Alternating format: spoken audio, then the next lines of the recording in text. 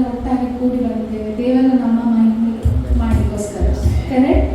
So ನಾವೀಗ ವರ್ಷಕ್ಕೆ ಹೋಗುವಾಗ ನಾವು ಒಂದು ಮನಸ್ಸಿನಲ್ಲಿ ಆರಾಧಿಸುವ, ನಮ್ಮಲ್ಲಿ ಏನೆಲ್ಲ ಉಂಟು ನಮ್ಮ ದೇವರ ವಾಕ್ಯ cast your burdens unto Jesus for he cares for you. So ನಮ್ಮಲ್ಲಿ ಏನೇ ಇದ್ರೆ ಸಹ ಮನಸ್ಸಿನಲ್ಲಿ ಎಷ್ಟೇ ಓಡಾಡ್ತಿದ್ರೆ ಸಹ ಅದೆಲ್ಲವನ್ನು ನಾವು ದೇವರ ಕೈಗೆ ಒಪ್ಪಿಸುವ, ದೇವರಿಗೆ ಕಾರ್ಯ ಮಾಡುವಂತ ಮಾಡಿದ್ದಾರೆ. ಆಮೆನ್. ಹಲ್ಲೆಲೂಯಾ. ಮೊದಲನೇ ವಾಕ್ಯ ಹೇಳ್ತದೆ, ಮಹಿಮೆಯ ಅರಸನೇ ನಿನ್ನ ಆತ್ಮದಿ ಆರಾಧಿಸುವೆ. ನಾವೆಲ್ಲರೂ ಆತ್ಮದಿಂದಲೂ ಸತ್ಯದಿಂದಲೂ ನಾವು ಆರಾಧಿಸುವವರಾಗಿದ್ದೇವೆ.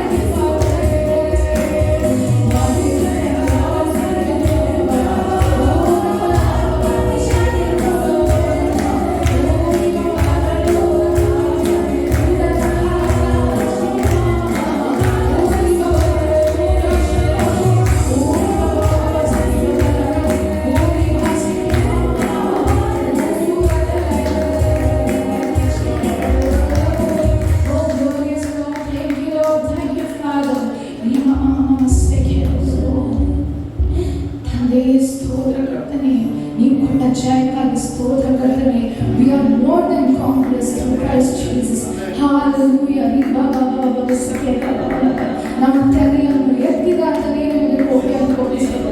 ಜಯವನ್ನು ಕೊಟ್ಟ ಅಂತ ನಿಮಗೆ ಕೋಟೆಯನ್ನು ಕೊಡಿಸ್ತೇವೆ. ನಮ್ಮ ಜೀವಿತದಲ್ಲಿ ನಮ್ಮನ್ನು ಮುಂದುವರಿಸಿದಾತನೇ, ನಮ್ಮ ತಲೆಯನ್ನು ಎತ್ತಿದಾತನೇ ನಿಮಗೆ ಕೋಟೆಯನ್ನು ಕೊಡಿಸ್ತೇವೆ. ತಂದೆಯೇ ಸ್ತೋತ್ರ. Hallelujah. Thank you, Father.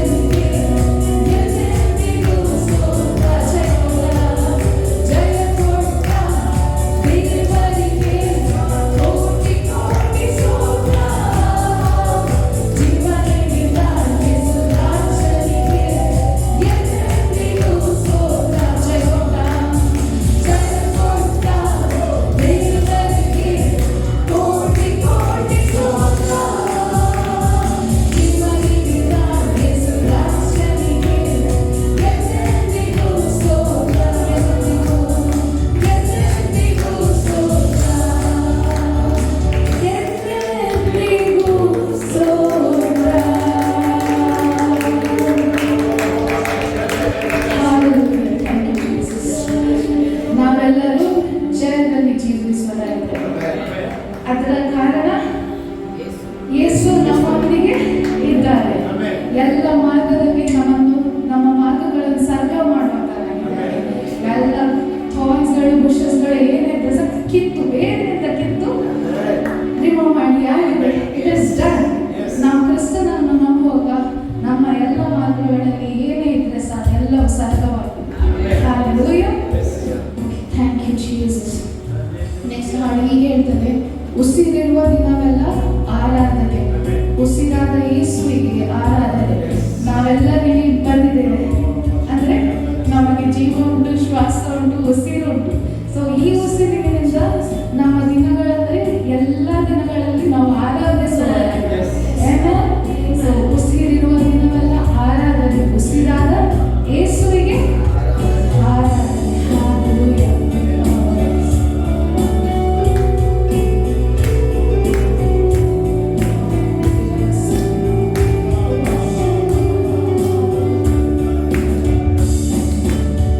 ಉಸಿರುವ ದಿನವೆಲ್ಲ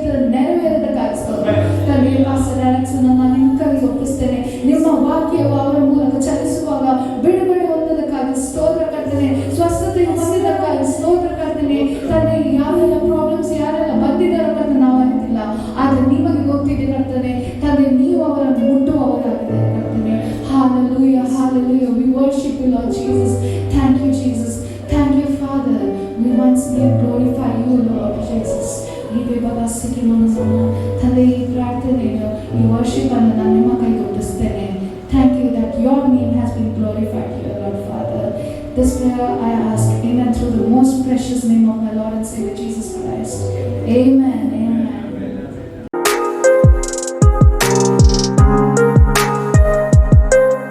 ಸತ್ಯವೇದ ಪುಸ್ತಕದಲ್ಲಿ ಕೀರ್ತನೆಗಳ ಪುಸ್ತಕ 121ನೇ ಕೀರ್ತನೆ, ಅದರಲ್ಲಿ 1 ಮತ್ತು 2ನೇ ವಾಕ್ಯವನ್ನು ಯಾರಾದರೂ ಗಟ್ಟಿಯಾದ ಶಬ್ದದಲ್ಲಿ ಓದಬಹುದು. ನಾನು ಕಣ್ಣೆತ್ತಿ ಪರ್ವತಗಳ ಕಡೆಗೆ ನೋಡುತ್ತೇನೆ, ನನ್ನ ಸಹಾಯವು ಎಲ್ಲಿಂದ ಬರುವುದು? ಭೂಮಿ ಆಕಾಶಗಳ ನಿರ್ಮಿಸಿದ ಯೆಹೋವನಿಂದಲೇ ನನ್ನ ಸಹಾಯವು ಬರುತ್ತದೆ. ಸಾಕು, ದೇವರಿಗೆ ಸ್ತೋತ್ರವಾಗಲಿ. ವಾಕ್ಯಕ್ಕೋಸ್ಕರ ನಾನು ದೇವರಿಗೆ ಸ್ತೋತ್ರ ಹೇಳ್ತೇನೆ. ಎಲ್ಲರಿಗೆ ಬಾಯಿ ಪಾಠವಾದ ಕೀರ್ತನೆ. ದೇವರ ಮಾತು ಹೇಳ್ತದೆ, ನಾನು ಕಣ್ಣೆತ್ತಿ ಪರ್ವತಗಳ ಕಡೆಗೆ ನೋಡುತ್ತೇನೆ, ನನ್ನ ಸಹಾಯವು ಎಲ್ಲಿಂದ ಬರುತ್ತದೆ ಎಂಬುದಾಗಿ. ನಾನು ಈ ಒಂದು ವಾಕ್ಯವನ್ನು ಇಟ್ಕೊಂಡು ಇವತ್ತು ನಿಮ್ಮ ಸಂಗಡ ಮಾತನಾಡಲಿಕ್ಕೆ ಇಷ್ಟಪಡ್ತೇನೆ. ನೀವು ಅನೇಕ ಸಾರಿ ಈ ಸಂದೇಶವನ್ನು ಕೇಳಿರಬಹುದು, ಆದರೆ ದೇವರಾತ್ಮನು ಒಂದೇ ಸಂದೇಶವನ್ನು ವಿಭಿನ್ನವಾಗಿ ಮಾತನಾಡಲಿಕ್ಕೆ ಅವರು ಶಕ್ತನಾಗಿದ್ದಾನೆ. ನಾನು ನಂಬ್ತೇನೆ ಇವತ್ತು ನಿಮ್ಮೊಂದಿಗೆ ಈ ವಾಕ್ಯದ ಮೂಲಕ ದೇವರು ಮಾತನಾಡುವವನಾಗಿದ್ದಾನೆ. ಇದು ಯಾವ ಗೀತೆ? ಯಾತ್ರಾ ಗೀತೆ. ಯಾತ್ರಾ ಗೀತೆ ಅಂತ ಹೇಳಿದ್ರೆ, ದೇವ ಮಕ್ಕಳು ತಮ್ಮ ಮನೆಯಿಂದ ದೇವರ ಆಲಯಕ್ಕೆ ಅವರು ಪ್ರಾಣ ಬೆಳೆಸುವಾಗ ಹಾಡಿದ ಕೀರ್ತನೆಯಾಗಿದೆ. ನಾವು ನೋಡ್ತೇವೆ 120ನೇ ಕೀರ್ತನೆಯಿಂದ 134ನೇ ಕೀರ್ತನೆ ತನಕ ಅದು ಯಾತ್ರಾ ಗೀತೆ. ಯಾತ್ರಾ ಗೀತೆ ಅಂತ ಹೇಳಿದ್ರೆ, ಅವರು ದೇವರ ಆಲಯಕ್ಕೆ ಆ ಒಂದು ಹಬ್ಬವನ್ನು ಆಚರಿಸಲಿಕ್ಕೆ, ಪಸ್ಕ ಹಬ್ಬವನ್ನು ಆಚರಿಸಲಿಕ್ಕೆ ಅವರು ಕುಟುಂಬವಾಗಿ ಹೋಗುವಾಗ ಹಾಡಿದ ಕೀರ್ತನೆ ಈ ಎಲ್ಲ ಕೀರ್ತನೆ ಆಗಿದೆ. 120ರಿಂದ 134ನೇ ಕೀರ್ತನೆ ತನಕ ಹಾಡಿದ್ರು. 135ನೇ ಕೀರ್ತನೆಯಲ್ಲಿ ಅವರು ದೇವರ ಮಂದಿರದೊಳಗೆ ಅವರು ಪ್ರವೇಶ ಮಾಡುವುದನ್ನು ದೇವರ ವಾಕ್ಯದಲ್ಲಿ ನೋಡ್ತೇವೆ. ಅಂದ್ರೆ ಇವರು ಹೋಗುವಾಗ ಇವರ ಪ್ರಯಾಣ ದುಃಖಕರವಾಗಿತ್ತು. ನಾನು ಹೇಳಿದೆ 120ನೇ ಕೀರ್ತನೆ 1ನೇ ವಾಕ್ಯ, ಇಕ್ಕಟ್ಟಿನಲ್ಲಿ ಯೆಹೋವನಿಗೆ ಮೊರೆ ಇಟ್ಟೆನು, ಆತನು ನಮಗೆ ಸದುತ್ತರವನ್ನು ದಯಪಾಲಿಸಿದನು ಎಂಬುದಾಗಿ. ಹಾಗಾದ್ರೆ ಇವತ್ತು ಎಲ್ಲರೂ ದೇವರ ಬಳಿಗೆ ಬರುವುದು ಯಾವಾಗ ಗೊತ್ತಿಲ್ಲ? ಇಕ್ಕಟ್ಟಿರುವಾಗ, ಸಮಸ್ಯೆ ಇರುವಾಗ, ಕಷ್ಟ ಇರುವಾಗ ದೇವರ ಬಳಿಗೆ ಬರುತ್ತಾರೆ. ಇವತ್ತು ನಿಮಗೆ ಕಷ್ಟ ಇಲ್ಲದಿದ್ರೆ ಬರ್ತಿದ್ರ? ನಿಮ್ಗೆ ಎಲ್ಲ ಇತ್ತು, ಬಂಗ್ಲೆ ಇತ್ತು, ಕಾರ್ ಇತ್ತು, ಗಾಡಿ ಇತ್ತು, ಆಳುಗಳು ಎಲ್ಲ ಇರುವಾಗ ನೀವು ದೇವರ ಬಳಿಗೆ ಬರ್ತೀರಾ? ಇಲ್ಲ, ಬರ್ಲಿಕ್ಕೆ ಸಾಧ್ಯವಿಲ್ಲ. ಯಾಕಂತ ಹೇಳಿದ್ರೆ ಎಲ್ಲ ನಾವು ಇರುವಾಗ ನಮಗೆ ದೇವರು ಬೇಡ. ಇವತ್ತು ನೋಡಿ, ಶ್ರೀಮಂತರ ಬಳಿಗೆ ಹೋಗಿರಿ ನೋಡಿ, ಸುವಾರ್ತೆ ಹೇಳಿರಿ ನೋಡಿ, ಅವ್ರು ಹೇಳ್ತಾರೆ ನಮಗೆಲ್ಲ ದೇವರು ಬಿಟ್ಟಿದ್ದಾರೆ, ನಿಮ್ಮ ಮಾತುಗಳು ಬೇಡ. ನಾನು ಹೇಳ್ತೇನೆ, ಒಬ್ಬ ಕಷ್ಟದಲ್ಲಿ ದೇವರ ಬಳಿಗೆ ಬರುವಾಗಲೇ ಗೊತ್ತಾಗ್ತದೆ ದೇವರು ನಿಜವಾದ ದೇವರು ಎಂಬುದಾಗಿ. ನಮ್ಮ ದೇವರು ಯಾವಾಗ ಸಹಾಯ ಮಾಡ್ತಾನೆ ಅಂತ ಹೇಳಿದ್ರೆ, ಕಷ್ಟ ಕಾಲದಲ್ಲಿ ಇರುವಾಗ ಸಹಾಯ ಮಾಡುವ ದೇವರಾಗ್ತಾರೆ. ಇವರ ಪ್ರಯಾಣ ದುಃಖಕರವಾಗಿತ್ತು, ಇವರ ಪ್ರಯಾಣ ವೇದನೆಯಿಂದ ಪ್ರಾರಂಭವಾಗಿತ್ತು. ಅವರು ದೇವರ ಬಳಿಗೆ ಹೇಳ್ತಾ ಇದ್ದಾರೆ, ಇಕ್ಕಟ್ಟಿನಲ್ಲಿ ನಾನು ದೇವರಿಗೆ ಮೊರೆ ಇಟ್ಟೇನೆ ಎಂಬುದಾಗಿ, ಆತನು ನನಗೆ ಸದುತ್ತರವನ್ನು ದಯಪಾಲಿಸಿದ್ದೇನೆ. ಇವತ್ತು ನಾನು ಹೇಳ್ತೇನೆ, ನೀವು ಇಕ್ಕಟ್ಟಿನಲ್ಲಿ ಹೋಗುತ್ತಿದ್ದೀರಾ, ನಮಗೊಬ್ಬ ದೇವರಿದ್ದಾನೆ, ಅವನು ಸದುತ್ತರವನ್ನು ಕೊಡುವ ದೇವರಾಗಿದ್ದಾನೆ. ಇವತ್ತು ರೇಖಾ ಸಾಕ್ಷಿ ಹೇಳಿದ ಪ್ರಕಾರ ಆ ಒಂದು ಸಹೋದರಿಯಲ್ಲಿ ಇಕ್ಕಟ್ಟಿನಿಂದ ಬಂದರು, ಸಮಸ್ಯೆಯಿಂದ ಬಂದರು. ನನಗೆ ಈಗ ನೆನಪುಂಟು, ಲಾಸ್ಟ್ ಟೈಮ್ ಅವರ ತಾಯಿ ಬಂದಾಗ ಅವ್ರು ಹೇಳಿದ್ರು, ಅವಳು ಯಾವ ಮನಸ್ಸು ಫಿಟ್ ಮಾಡುವುದಿಲ್ಲ, ಏನ್ ಮಾಡುವುದಿಲ್ಲ, ಪ್ರಾರ್ಥನೆ ಮಾತ್ರ ಮಾಡಬೇಕೆಂಬುದಾಗಿ. ನಾನು ಇವತ್ತು ದೇವರಿಗೆ ಸ್ತೋತ್ರ ಹೇಳ್ತೇನೆ. ಆ ಸಹೋದರಿಯಲ್ಲಿ ಈ ಆಲಯದೊಳಗೆ ದೇವರು ತಂದದಕ್ಕೆ ನಾನು ದೇವರಿಗೆ ಸ್ತೋತ್ರ ಹೇಳ್ತೇನೆ. ಯಾಕಂತ ಹೇಳಿದ್ರೆ ನಮ್ಮ ದೇವರು ಇಕ್ಕಟ್ಟಿನಲ್ಲಿ ಸಹಾಯ ಮಾಡುವ ದೇವರಾಗಿದ್ದಾನೆ. ಅಲ್ಲಿ ವಾಕ್ಯ ಇರ್ತದೆ, ಅದರಲ್ಲಿ ನಾವು 2ನೇ ವಾಕ್ಯ ಇರ್ತದೆ, ಅವನು ಇಕ್ಕಟ್ಟು ಬರಲಿಕ್ಕೆ ಕಾರಣ ಏನು, ಅವನಿಗೆ ಪ್ರಾಬ್ಲಮ್ ಬರಲಿಕ್ಕೆ ಕಾರಣ ಏನಂತ ಹೇಳಿದ್ರೆ, ಅಲ್ಲಿ ದೇವರ ವಾಕ್ಯ ಇರ್ತದೆ, ಸುಳ್ಳು ಬಾಯಿ ವಂಚಿಸುವ ನಾಡಿಗೆ ಉಳ್ಳವರಿಂದ ನನ್ನನ್ನು ಬಿಡಿಸಿ ಎಂಬುದಾಗಿ. ಅಂದ್ರೆ ಇವನ ಪ್ರಾಬ್ಲಮ್ ಏನು ಗೊತ್ತಿಲ್ಲ, ಇವನಿಗೆ ಮಾಡದ ತಪ್ಪನ್ನು ಇವನ ಮೇಲೆ ಹೊರಿಸಿದ್ದಾನೆ. ಇವತ್ತು ನಿಮ್ಮ ಜೀವಿತದಲ್ಲಿ ಸಹ ನೀವು ಮಾಡದ ತಪ್ಪನ್ನು ನಿಮ್ಮ ಮೇಲೆ ಹೊರಿಸುವಾಗ ನಿಮಗೇನಾಗ್ತದೆ? ನೋವಾಗ್ತದೆ, ಸಂತೋಷ ಆಗ್ತದೆ, ನೋವಾಗ್ತದೆ, ಪ್ರತಿಯೊಬ್ಬರು ನೋವಾಗ್ತದೆ. ನಾವು ಸಾಧಾರಣವಾಗಿ ಪೆಟ್ಟಾದ್ರೂ ಕೊಡು ಮಾರೆ, ಇಂಥ ಮಾತನಾಡಬೇಡ ಅಂತ ಹೇಳ್ತೇವೆ. ಯಾಕೆ ಗೊತ್ತಿಲ್ಲ, ಈ ನಾಲಿಗೆ ಉಂಟಲ್ಲ, ಅದು ನಮ್ಮನ್ನು ಏನ್ ಮಾಡ್ತದೆ? ನಮ್ಮನ್ನು ಚುಚ್ಚುವಂತದ್ದಾಗಿದೆ, ನಮ್ಮನ್ನು ವೇದನೆಗೆ ಪಡಿಸುವಂತದ್ದಾಗಿದೆ. ಇವತ್ತು ನೀವೆಲ್ಲ ಬಿಳಿವಾರೆ, ನೀವು ಹೇಳ್ತೀರಿ ನಾನು ಬಿಟ್ಟು ಬಿಡ್ತೇನೆ, ನಾನು ಮರ್ತು ಬಿಡ್ತೇನೆ ಅಂತ ಹೇಳ್ತೀರಿ. ಆದ್ರೆ ನಿಮ್ಮ ಹತ್ರ ಆ ಮಾತು ಅದು ಹಾಗೆ ಇರ್ತದೆ. ನೀವು ಒಮ್ಮೆ ಹೇಳ್ತೀರಿ ಅಂತ ಹೇಳಿದ್ರೆ, ಅವಳು ಒಂದು ದಿವಸ ಪಾಸ್ಟ್ರೆ ಈ ಮಾತನ್ನು ಹೇಳಿದ್ದು, ಆದ್ರೆ ಇವತ್ತು ಅವಳೇ ನನ್ನ ಬಳಿಗೆ ಬಂದು ಅಲ್ಲಿ ತನ್ನ ತಪ್ಪುಗಳನ್ನು ಹೇಳಿದರೆ ಎಂಬುದಾಗಿ ಹೇಳುವಂತೆ ದೇವರು ಮಾಡುತ್ತಾನೆ. ಯಾಕಂತ ಹೇಳಿದ್ರೆ ಈ ಒಂದು ಭಕ್ತನ ಸಮಸ್ಯೆ ಏನಂತ ಹೇಳಿದ್ರೆ, ಅನೇಕರು ಈ ಮಗನ ಜೀವಿತದಲ್ಲಿ, ಈ ಭಕ್ತನ ಜೀವಿತದಲ್ಲಿ ಸುಳ್ಳು ಬಾಯಿ ವಂಚಿಸುವ ನಾಲಿಗೆಯಿಂದ ಅವರನ್ನು ಗಾಯಪಡಿಸ್ತಾ ಇದ್ದಾರೆ. ಆ ವಾಕ್ಯ ನಾನು ಬೇಗ ಹೋಗ್ತೇನೆ, ನಾನು ಅದಲ್ಲ ನನ್ನ ಸಂದೇಶ 121ರಿಗೆ ಆದ್ರೆ ಸ್ವಲ್ಪ ನಾನು ಹೇಳಿಕ್ಕೆ ಇಷ್ಟಪಡ್ತೇನೆ. ಅಲ್ಲಿ ಬೈಬಲ್ ಇರ್ತದೆ, ಆ ಭಕ್ತನು ದೇವರ ಬಳಿಗೆ ಈ ಮಾತನಾಡುತ್ತಿದ್ದಾರೆ ಎಂದರೆ, ವಂಚಿಸುವ ನಾಲಿಗೆ ದೇವರು ನಿನಗೆ ಏನು ಮಾಡಬೇಕು, ಯಾವ ಹೆಚ್ಚಿನ ಶಿಕ್ಷೆ ಒದಗಿಸಬೇಕು ಎಂಬುದಾಗಿ ಕೀರ್ತನೆ ಹೇಳ್ತದೆ. ಅಂದ್ರೆ ಯಾರಾದ್ರೂ ದೇವರ ಮಕ್ಕಳ ವಿರುದ್ಧ ಮಾತನಾಡಿದರೆ ಅವರು ದೇವರ ಶಿಕ್ಷೆಯನ್ನು ಎದುರಿಸಬೇಕಾಗ್ತದೆ. ಇವತ್ತು ನಿಮ್ಮ ವಿರುದ್ಧ ಯಾರಾದರೂ ಎದ್ರೆ ದೇವರು ಹೇಳ್ತಾನೆ. ಅಲ್ಲಿ 68 1ನೇ ವಾಕ್ಯದಲ್ಲಿ ಹೇಳ್ತದೆ, ದೇವರು ಹೊರಡುವಾಗ ವೈರಿಗಳು ಏನಾಗ್ತದೆ, ಶತ್ರುಸಲ್ಪಡುತ್ತಾರೆ, ಅವರು ಬೆಂಗಟ್ಟು ಓಡುತ್ತಾರೆ ಎಂಬುದಾಗಿ ದೇವರ ವಾಕ್ಯ ಹೇಳ್ತದೆ. ಹಾಗಾದ್ರೆ ಇವತ್ತು ನಿನಗೆ ಬೇಕಾದದ್ದು ಒಬ್ಬ ದೇವರು, ಅವನು ಜೀವಿಸುವ ದೇವರಾಗಿದ್ದಾನೆ, ಆತನ ಹೆಸರು ಯೇಸು ಆಗಿದ್ದಾನೆ. ಅಲ್ಲಿ ಬೈಬಲ್ ಯಾವ ಹೆಚ್ಚಿನ ಶಿಕ್ಷೆಯನ್ನು ಕೊಡಬೇಕು ಎಂಬುದಾಗಿ ಹೇಳೋದು ಮಾತ್ರವಲ್ಲ, ನಂತರ ವಾಕ್ಯ ಹೇಳ್ತದೆ, ಶೂರನ ಹದವಾದ ಬಾಣಗಳನ್ನು ಎಂಬುದಾಗಿ ವಾಕ್ಯ ಹೇಳ್ತದೆ. ಯಾರು ಶೂರ? ನಮ್ಮ ಶೂರ ಯಾರು? ಯುದ್ಧ ಶೂರ ಯಾರು? ಯೇಸು ಸ್ವಾಮಿ. ಇವತ್ತು ನಿನ್ನ ವಿರುದ್ಧ ಯಾರು ಹಗೆಯಿಂದ ಏನಾದರೂ ಮಾತನಾಡೋದಾದ್ರೆ ನಾನು ಹೇಳ್ತೇನೆ, ಶೂರನ ಬಾಣವನ್ನು ಅವನು ಎದುರಿಸಬೇಕಾಗ್ತದೆ. ದೇವರ ಬಾಣವನ್ನು ಎದುರಿಸುವವರು ಈ ಲೋಕದಲ್ಲಿ ಯಾರು ಇಲ್ಲ. ಯಾಕಂದ್ರೆ ಯಾರಿಗೆ ಆತನ ಮುಂದೆ ನಿಲ್ಲಲಿಕ್ಕೆ ಆಗುತ್ತಿಲ್ಲ. ಆತನು ಯುದ್ಧ ಮಾಡಿದ್ರೆ ನಾವು ನಾಶವಾಗುತ್ತೇವೆ. ಅಲ್ಲಿ ಅವರು ಯಾರು ಸಹ ನಿಲ್ಲಿಕ್ಕೆ ಸಾಧ್ಯವಿಲ್ಲ. ಆತನ ಮುಖದ ಮುಂದೆ ನಿಲ್ಲಿಕ್ಕೆ ಸಾಧ್ಯ ಇಲ್ಲ. ಯಾಕಂದ್ರೆ ನಮ್ಮ ದೇವರು ಯುದ್ಧ ಶೂರನಾದ ದೇವರಾಗಿದ್ದಾನೆ. ನಾನು ಹೇಳ್ತೇನೆ, ಯಾವ ಸಹ ನಿಮ್ಮ ವಿರುದ್ಧ ಯಾರು ಹಿಂದಕ್ಕೆ ಬಂದ್ರು ಸಹ ನೀವು ಯುದ್ಧ ಮಾಡ್ಬಿಡ್ರಿ. ಯುದ್ಧ ಮಾಡೋದು ದೇವರಿಗೆ ಬಿಡ್ರಿ, ದೇವರಿಗೆ ಬಿಡ್ರಿ. ನಿಮ್ಮೊಟ್ಟಿಗೆ ಯಾರು ಹೇಳ್ತಾರ, ನಿಮ್ಮ ವಿರುದ್ಧ ಹೇಳ್ತಾರೆ, ನಿಮ್ಮ ಹೆಸರು ಹಾಳು ಮಾಡ್ತಾರೆ, ದೇವರ ಸ್ತೋತ್ರ ಅಂತ ಹೇಳಿದ್ರೆ ಒಬ್ಬ ಶೂರನ ಬಾಣ ಅವರ ಮೇಲೆ ಬರುವುದನ್ನು ಅಲ್ಲಿ ಸತ್ಯವೇದ ಹೇಳ್ತಾ ಉಂಟು. ಇವತ್ತು ಪ್ರೇರಣೆ, ನಿನ್ನ ಮನೆಗೆ ಬೆಂಕಿ ಹಚ್ಚಿದ್ರೆ ನಿನ್ನ ಮನೆ ಬೆಂಕಿಯಿಂದ ಉರಿಯುವುದಿಲ್ಲ. ದೇವರು ನಿನ್ನ ಮನೆಯನ್ನು ಕುಟುಂಬ ರಕ್ಷಿಸ್ತಾರೆ, ಆದರೆ ಅವರ ಮನೆಯಲ್ಲಿ ದೇವರು ಬೆಂಕಿಯನ್ನು ಎದುರಿಸ್ತಾನೆ. ಹಾಗಾದ್ರೆ ಮುಯ್ಯಿಗೆ ಮುಯ್ಯಿ ತೀರಿಸಿ ದೇವರಿಗೆ ಬಿಡಬೇಕು. ದೇವರ ಮಕ್ಕಳು, ನಿನ್ನ ಜೀವಿತದಲ್ಲಿ ಒಬ್ಬ ದೇವರಿದ್ದಾರೆ, ಅವನು ಶೂರನ ಬಾಣವನ್ನು ಏನ್ ಮಾಡ್ತಾನೆ, ಅವನು ಎದುರಿಸಬೇಕ, ಶತ್ರು ಎದುರಿಸಬೇಕ. ಮಾತ್ರವಲ್ಲ, ಜಾಲಿಯ ಕೆಂಡವನ್ನು ನಿನಗೆ ಕೊಡಲಿ ಎಂಬುದಾಗಿ ದೇವರ ವಾಕ್ಯ ಹೇಳ್ತದೆ. ಜಾಲಿಯ ಕೆಂಡ, ಜಾಲಿಯ ಕೆಂಡ ಅಂತ ಹೇಳಿದ್ರೆ ನಿಮಗೆ ಜಾಲಿಯ ಮರವನ್ನು ಕಂಡಿದ್ರ? ಜಾಲಿ ಮರವನ್ನು ಕಂಡಿದ್ದೀರ? ಬ್ರೂಮ್ ಟ್ರೀ ಅಂದ್ರೆ ಅದು ಯಾವ ರೀತಿಯಲ್ಲಿ ಇರ್ತದೆ ಗೊತ್ತಾ? ಅದು ಮುಳ್ಳಿನಿಂದ ತುಂಬಿರುತ್ತಾರೆ. ಮುಳ್ಳು ಅದಕ್ಕೆ ಹೆಚ್ಚು ಮುಳ್ಳು, ಅದು ಯಾವುದಕ್ಕೆ ಯೂಸ್ ಇಲ್ಲ. ಆಮೇಲೆ ಅದು ಬೇಡದ ಒಂದು ಮರವಾಗಿತ್ತು.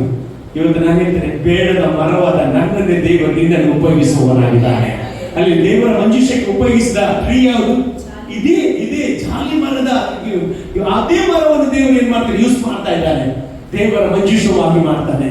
ಇವತ್ತು ಬೇಡದ ಆ ಜಾಲಿ ಮರವನ್ನು ದೇವರು ನಿನ್ನ ಮಂಜೂಷವಾಗಿ ಅದನ್ನು ಮಾಡಿದ್ದಾನೆ. ಈ ಜಾಲಿ ಮರದ ಒಂದು ಸ್ಪೆಷಾಲಿಟಿ ಏನು ಗೊತ್ತಿಲ್ಲ?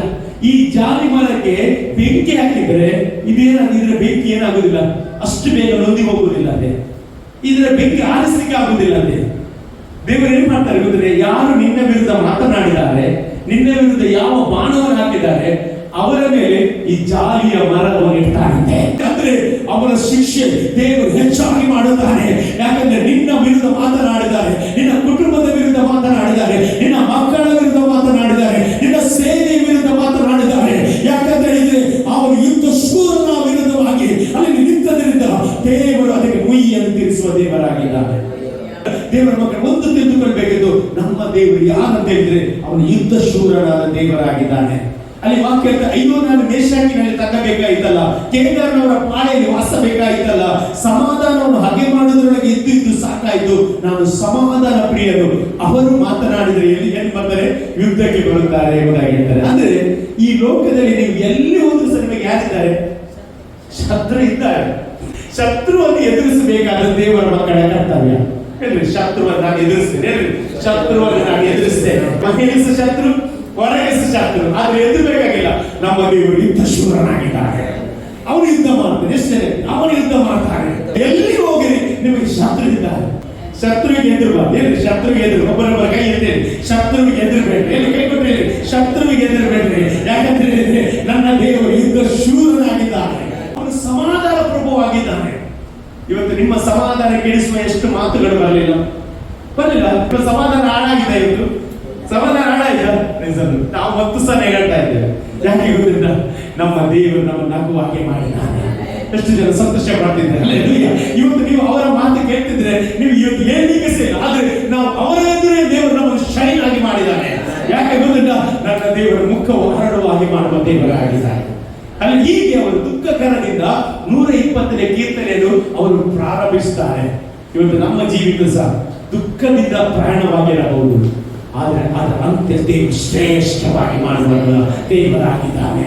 ಅಲ್ಲಿ ಬೈಬಲ್ ನೀನು ದುಃಖಿಸುವ ದಿನಗಳು ಕೊನೆಗಾಲ. ಎಷ್ಟು ಹೇಳಿ, ನಾನು ದುಃಖಿಸುವ ದಿನಗಳು ಕೊನೆ ಆಗುತ್ತದೆ. ಹೇಳ್ರಿ, ನಾನು ದುಃಖಿಸುವ ದಿನಗಳು ಕೊನೆ ಆಗ್ತದೆ. ಯಾಕಂದ್ರೆ ನನ್ನ ದೇವರು ನನಗೋಸ್ಕರ ಯುದ್ಧ ಮಾಡಿ ನನಗೆ ಕ್ಷೇಮವನ್ನು ಕೊಡುವ ದೇವರಾಗಿದ್ದಾನೆ. ಹೀಗೆ ಅವರ ಪ್ರಯಾಣ 120ನೇ ಕೀರ್ತನೆಯಲ್ಲಿ ಪ್ರಾರಂಭವಾಗಿ 121ನೇ ಕೀರ್ತನೆಗೆ ಬರ್ತಾ ಇದ್ದಾರೆ. 121ನೇ ಕೀರ್ತನೆಯಲ್ಲಿ ಅವರು ಹೇಳ್ತಾ ಇದ್ದಾರೆ ಏನಂತ ಹೇಳಿದ್ರೆ, ನಾನು ಕಣ್ಣೆತ್ತಿ ಪರ್ವತಗಳ ಕಡೆಗೆ ನೋಡುತ್ತೇನೆ. ಇವತ್ತು ನಾನು ಹೇಳ್ತೇನೆ, ನಮಗೆ ಸಹಾಯ ಬರೋದು ಪರ್ವತದಿಂದ ಅಲ್ಲ. ಎಷ್ಟು ಜನ ಹೇಳ್ತೀವಿ, ನನಗೆ ಸಹಾಯ ಬರೋದು ಎಲ್ಲಿಂದಲ್ಲ, ಪರ್ವತದಿಂದ ಅಲ್ಲ. ನನಗೆ ಆಶೀರ್ವಾದ ಬರುವುದು ನನ್ನ ಕೆಲಸದಿಂದ ಅಲ್ಲ.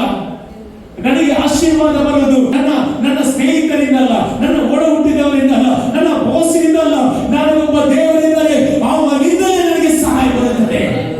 ಇವತ್ತು ಎಷ್ಟು ಜನ ಹೇಳ್ತೀವಿ, ನನ್ನ ಸಹಾಯಕರು ಇವತ್ತಿದ್ದಾನೆ, ನನ್ನ ಸಹಾಯಕರು ಜೀವ ಸ್ವರೂಪನಾದ ದೇವರಾಗಿದ್ದಾನೆ. ಇವತ್ತು ನಾವು ಯಾವಾಗ ಸಹ ಮನುಷ್ಯರನ್ನು ನೋಡ್ತೇವೆ, ಮನುಷ್ಯರನ್ನು ನೋಡ್ಬೇಕು, ದೇವರನ್ನು ನೋಡ್ಬೇಕು, ದೇವರನ್ನು ನೋಡ್ಬೇಕು ಅಲ್ಲಿ. ಯಾಕಂದ್ರೆ ನಮ್ಮ ದೇವರು ಯುದ್ಧ ಶೂರ ಎಂಬುದಾಗಿ ಹೇಳಿದೆ. ಇಲ್ಲಿ ಬೈಬಲ್ ಹೇಳ್ತದೆ, ನಮಗೆ ಸಹಾಯ ಯಾರಿಂದ ಬರುತ್ತದೆ? ದೇವರಿಂದಲೇ ಬರುತ್ತದೆ. ನಾನು ಒಂದು ವಿಷಯ ಹೇಳ್ತೇನೆ, ನಮಗೆ ಸುರಕ್ಷಿತವಾದ ತಾಣ ಯಾವುದಂತ ಹೇಳಿದ್ರೆ ಅದು ದೇವರ ವಾಕ್ಯವಾಗಿದೆ, ದೇವರ ಸ್ಥಳವಾಗಿದೆ. ಇವತ್ತು ಈ ಮಧ್ಯಾಹ್ನದ ವೇಳೆಯಲ್ಲಿ ಬಂದ ಎಲ್ಲ ದೇವರ ಮಕ್ಕಳಿಗೋಸ್ಕರ ನಾನು ದೇವರಿಗೆ ಸ್ತೋತ್ರ ಹೇಳ್ತೇನೆ. ಇವತ್ತು ನಮ್ಮ ಪ್ರೊಟೆಕ್ಷನ್ ನಮ್ಮ ದೇವರಲ್ಲಿ. ಇವತ್ತು ಲೋಕದಲ್ಲೆಲ್ಲ ನಾವು ನೋಡ್ತೇವೆ, ಪ್ರೊಟೆಕ್ಷನ್ಗೋಸ್ಕರ ಕೆಲವೊಂದು ಏನ್ ಮಾಡ್ತಾರೆ, ಯೂಸ್ ಮಾಡ್ಲಿಕ್ಕೆ ಹೇಳ್ತಾರೆ, ಸೀಟ್ ಬೆಲ್ಟ್ ಹಾಕ್ಬೇಕು. ಕಾರಲ್ಲಿ ಹೋಗಿ ಏನ್ ಮಾಡ್ತಾರೆ, ಸೀಟ್ ಬೆಲ್ಟ್ ಹಾಕ್ಬೇಕಂತ ಹೇಳ್ತಾರೆ. ಈಗ ನಾವು ನೋಡ್ತೇವೆ, ಕೆಲವು ಕಾರಲ್ಲೆಲ್ಲ ಸೀಟ್ ಬೆಲ್ಟ್ ಹಾಕದಿದ್ರೆ ಅದೇ ನಮಗೆ ಸೈರನ್ ಮಾಡ್ತದೆ. ಸೀಟ್ ಬೆಲ್ಟ್ ಆಗಲಿಲ್ಲ ಅಂತ, ಸೀಟ್ ಬೆಲ್ಟ್ ಹಾಕಿದ ಮೇಲೆ ಆ ಸೌಂಡ್ ಕ್ಲೋಸ್ ಆಗ್ತದೆ. ಅಂದ್ರೆ ಈ ಸೀಟ್ ಬೆಲ್ಟ್ ಏನ್ ಮಾಡ್ತದೆ, ಯಾಕೆ ಆಗ್ತದೆ ಸೀಟ್ ಬೆಲ್ಟ್? ಪ್ರೊಟೆಕ್ಷನ್ ಮಾಡ್ಲಿಕ್ಕೆ. ಹೌದಲ್ಲ, ಪ್ರೊಟೆಕ್ಷನ್. ಆಕ್ಸಿಡೆಂಟ್ ಆದ್ರೆ ಪ್ರೊಟೆಕ್ಷನ್ ಆಗ್ಲಿಕ್ಕೆ ಸೀಟ್ ಬೆಲ್ಟ್ ಹಾಕ್ತಾ ಇದ್ದಾರೆ. ಆದ್ರೆ ನಿಮಗೆ ಗೊತ್ತಿಲ್ಲ, ಒಂದು ಸತಿ ಬ್ಯಾಂಗ್ಳೂರಲ್ಲಿ ಒಂದು ಸೀಟ್ ಬೆಲ್ಟ್ ಹಾಕಿ ಒಂದು ವ್ಯಕ್ತಿ ಆ ಕಾರಿಗೆ ಹೋಗಿ ಆಕ್ಸಿಡೆಂಟ್ ಆದಾಗ ಅವನು ಸತ್ತದ ಹೇಗೆ ಗೊತ್ತಿಲ್ಲ, ಅವನ ಸೀಟ್ ಬೆಲ್ಟ್ ಅವನ ಕುತ್ತಿಗೆಗೆ ಬಿದ್ದರಿಂದವಾಗಿ ಅವನು ಸತ್ತು ಹೋದ. ನಾನು ಹೇಳ್ತೀನಿ, ಈ ಭೂಮಿಯಲ್ಲಿ ಯಾವುದು ನಮಗೆ ಪ್ರೊಟೆಕ್ಷನ್ ಅಂತ ಹೇಳ್ತದಲ್ಲ, ಅದರಿಂದ ನಮಗೆ ಪ್ರೊಟೆಕ್ಷನ್ ಇಲ್ಲ. ನಮಗೆ ಪ್ರೊಟೆಕ್ಷನ್ ಬರೋದು, ನಮಗೆ ಸಹಾಯ ಬರೋದು ಅದು ಭೂಮಿ ಮತ್ತು ಆಕಾಶವನ್ನು ಉಂಟು ಮಾಡಿದ ಕರ್ತನಿಂದಲೇ ನಮಗೆ ಸಹಾಯ ಬರುವಂತದ್ದಾಗಿದೆ. ಇವತ್ತು ನಾವು ನೋಡ್ತೇವೆ, ಲೋಕದಲ್ಲಿ ಏನೆಲ್ಲ ನೋಡ್ತಾ ಇದ್ದೇವೆ, ಘಟನೆಗಳನ್ನು ನೋಡ್ತೇವೆ, ನಮ್ಮನ್ನು ಪ್ರೊಟೆಕ್ಟ್ ಮಾಡೋದು ದೇವರು ಮಾತ್ರ. ಇವತ್ತು ಕೆಲವರೆಟ್ಟು ವ್ಯಾಯಾಮ ಮಾಡಬೇಕು, ಜಿಮ್ ಮಾಡಬೇಕು, ಅದು ಮಾಡಬೇಕು, ಇದು ವಾಕಿಂಗ್ ಮಾಡಬೇಕು ಎಲ್ಲ ಹೇಳ್ತಾರೆ. ಆದ್ರೆ ನಾನು ಹೇಳ್ತೇನೆ, ನಮ್ಮ ಪ್ರೊಟೆಕ್ಷನ್ ಅದು ದೇವರಿಂದ ಮಾತ್ರವಾಗಿದೆ. ಒಬ್ಬರು ಬ್ಯಾಂಗ್ಳೂರಲ್ಲಿ ಒಬ್ಬರು ಡಾಕ್ಟರ್ ಇದ್ರು, ಅವರ ಹೆಸರು ಗೌರವ್ ಗಾಂಧಿ ಅಂತ, ಡಾಕ್ಟರ್ ಗೌರವ್ ಗಾಂಧಿ ಅಂತ. ಅವರಿಗೆ 41 ವರ್ಷ. ಆ ಸರ್ತಿ ಬ್ಯಾಂಗ್ಳೂರಲ್ಲಿ ಆ ನ್ಯೂಸ್ ಎಲ್ಲ ಬರ್ತಿತ್ತು, ಗೌರವ್ ಗಾಂಧಿ ಅಂತ, ಡಾಕ್ಟರ್ ಗೌರವ್ ಗಾಂಧಿ ಅಂತ. ಅವರು 14,000 ಹಾರ್ಟ್ ಸರ್ಜರಿ ಮಾಡಿದ್ದಾರೆ. 14,000 ಹಾರ್ಟ್ ಆಪರೇಷನ್. 14,000 ಅಂತ ಹೇಳಿದ್ರೆ ಎಷ್ಟು ನೀವು ನೋಡಿ. ಈ ಡಾಕ್ಟರ್ 41 ವರ್ಷದಲ್ಲಿ ಅವರು ಹಾರ್ಟ್ ಅಟ್ಯಾಕ್ ಆಗಿ ಸತ್ತು ಹೋದ. ನಾನು ಏನ್ ಹೇಳ್ತೇನೆ ಅಂತ ಹೇಳ್ತೇನೆ, ನಿನ್ನ ಪ್ರೊಟೆಕ್ಷನ್ ಅದು ಡಾಕ್ಟರಿಂದ ಅಲ್ಲ, ಪರ್ವತಗಳಿಂದ ಅಲ್ಲ, ನಿನ್ನ ಕೆಲಸದಿಂದ ಅಲ್ಲ, ನನ್ನನ್ನು ಸೃಷ್ಟಿ ಮಾಡಿದ ದೇವರಿಂದಲೇ ನಮಗೆ ಸಹಾಯ ಬರುವಂತದ್ದಾಗಿದೆ. ಇವತ್ತು ಆ ಸಹಾಯ ನಿನಗೆ ಬೇಕಾದ್ರೆ ದೇವರಿಗೆ ದೇವರೇ, ನೀನೇ ನನ್ನ ಸಹಾಯ ಮಾಡುವ ದೇವರು, ನೀನೇ ನನ್ನ ಕಾಯುವ ದೇವರು, ನೀನು ತೂಕಡಿಸುವುದಿಲ್ಲ, ನಿದ್ರಿಸುವುದಿಲ್ಲ. ಓ ನನ್ನ ಸಹಾಯಕನು ನೀನಾಗಿರುವುದರಿಂದ ದೇವರೇ, ನಾನು ನಿನ್ನನ್ನೇ ಆರಾಧಿಸ್ತೇನೆ, ನಿನ್ನನ್ನೇ ನಾನು ಮಹಿಮೆಪಡಿಸ್ತೇನೆ ಎಂಬುದಾಗಿ ಎಷ್ಟು ಜನ ಇವತ್ತು ಹೇಳಲಿಕ್ಕೆ ಇಷ್ಟಪಡ್ತಾ ಇದ್ದಾರೆ. ಹಲ್ಲೆಲೂಯಾ. ದೇವರ ಮಕ್ಕಳು, ಇವತ್ತು ನೀನು ಸುರಕ್ಷಿತವಾಗಲಿಕ್ಕೆ ಕಾರಣ ನನ್ನ ದೇವರಾಗಿದ್ದಾನೆ.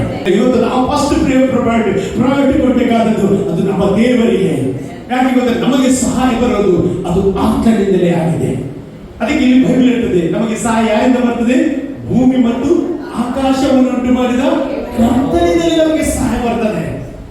ವಿಷಯ ಪ್ರಾರ್ಥನೆ ಮಾಡುವಾಗ ಫಸ್ಟ್ ಶಬ್ದ ಬರ್ತದೆ, ನಮಗೆ ಸಹಾಯ ಬರುವುದು ಅದು ಭೂಮಿ ಮತ್ತು ಆಕಾಶವನ್ನು ಉಂಟು ಮಾಡಿದ ಕರ್ತನಿಂದಲೇ ಸಹಾಯ ಬರುತ್ತದೆ ಎಂಬುದಾಗಿ. ನೋಡಿ, ಯೆರೆಮೀಯನ ಬರೆದ ಪ್ರವಾದ ಗ್ರಂಥ 10ನೇ ಅಧ್ಯಾಯ 12ನೇ ವಾಕ್ಯ ಓದಿ. ಯೆರೆಮೀಯ ಚಾಪ್ಟರ್ 10 verses 12.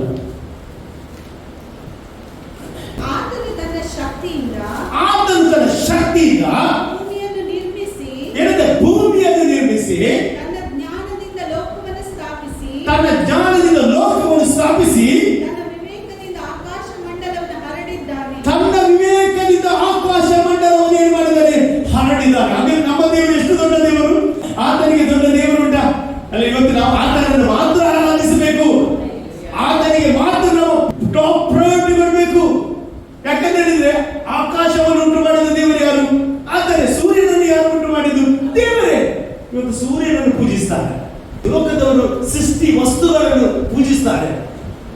ಪರ್ವತವನ್ನು ನೋಡಿ ಆರಾಧನೆ ಮಾಡ್ತಾರೆ, ಗುಡ್ಡಕ್ಕೆ ಹೋಗ್ತಾರೆ, ಬೆಟ್ಟಕ್ಕೆ ಹೋಗ್ತಾರೆ, ಮರವನ್ನು ಹುಡುಕಿಕೊಂಡು ದೇವರಿದ್ದಾರೆ ಅಂತ ಕೊಡ್ತಾರೆ. ಆದ್ರೆ ನಾನೇ ನನಗೆ ಗೊತ್ತಿತ್ತು, ಅದೆಲ್ಲ ಸೃಷ್ಟಿ ಮಾಡಿದ ದೇವರನ್ನು ನಾವು ಆರಾಧನೆ ಮಾಡುವವರಾಗಿದ್ದಾರೆ.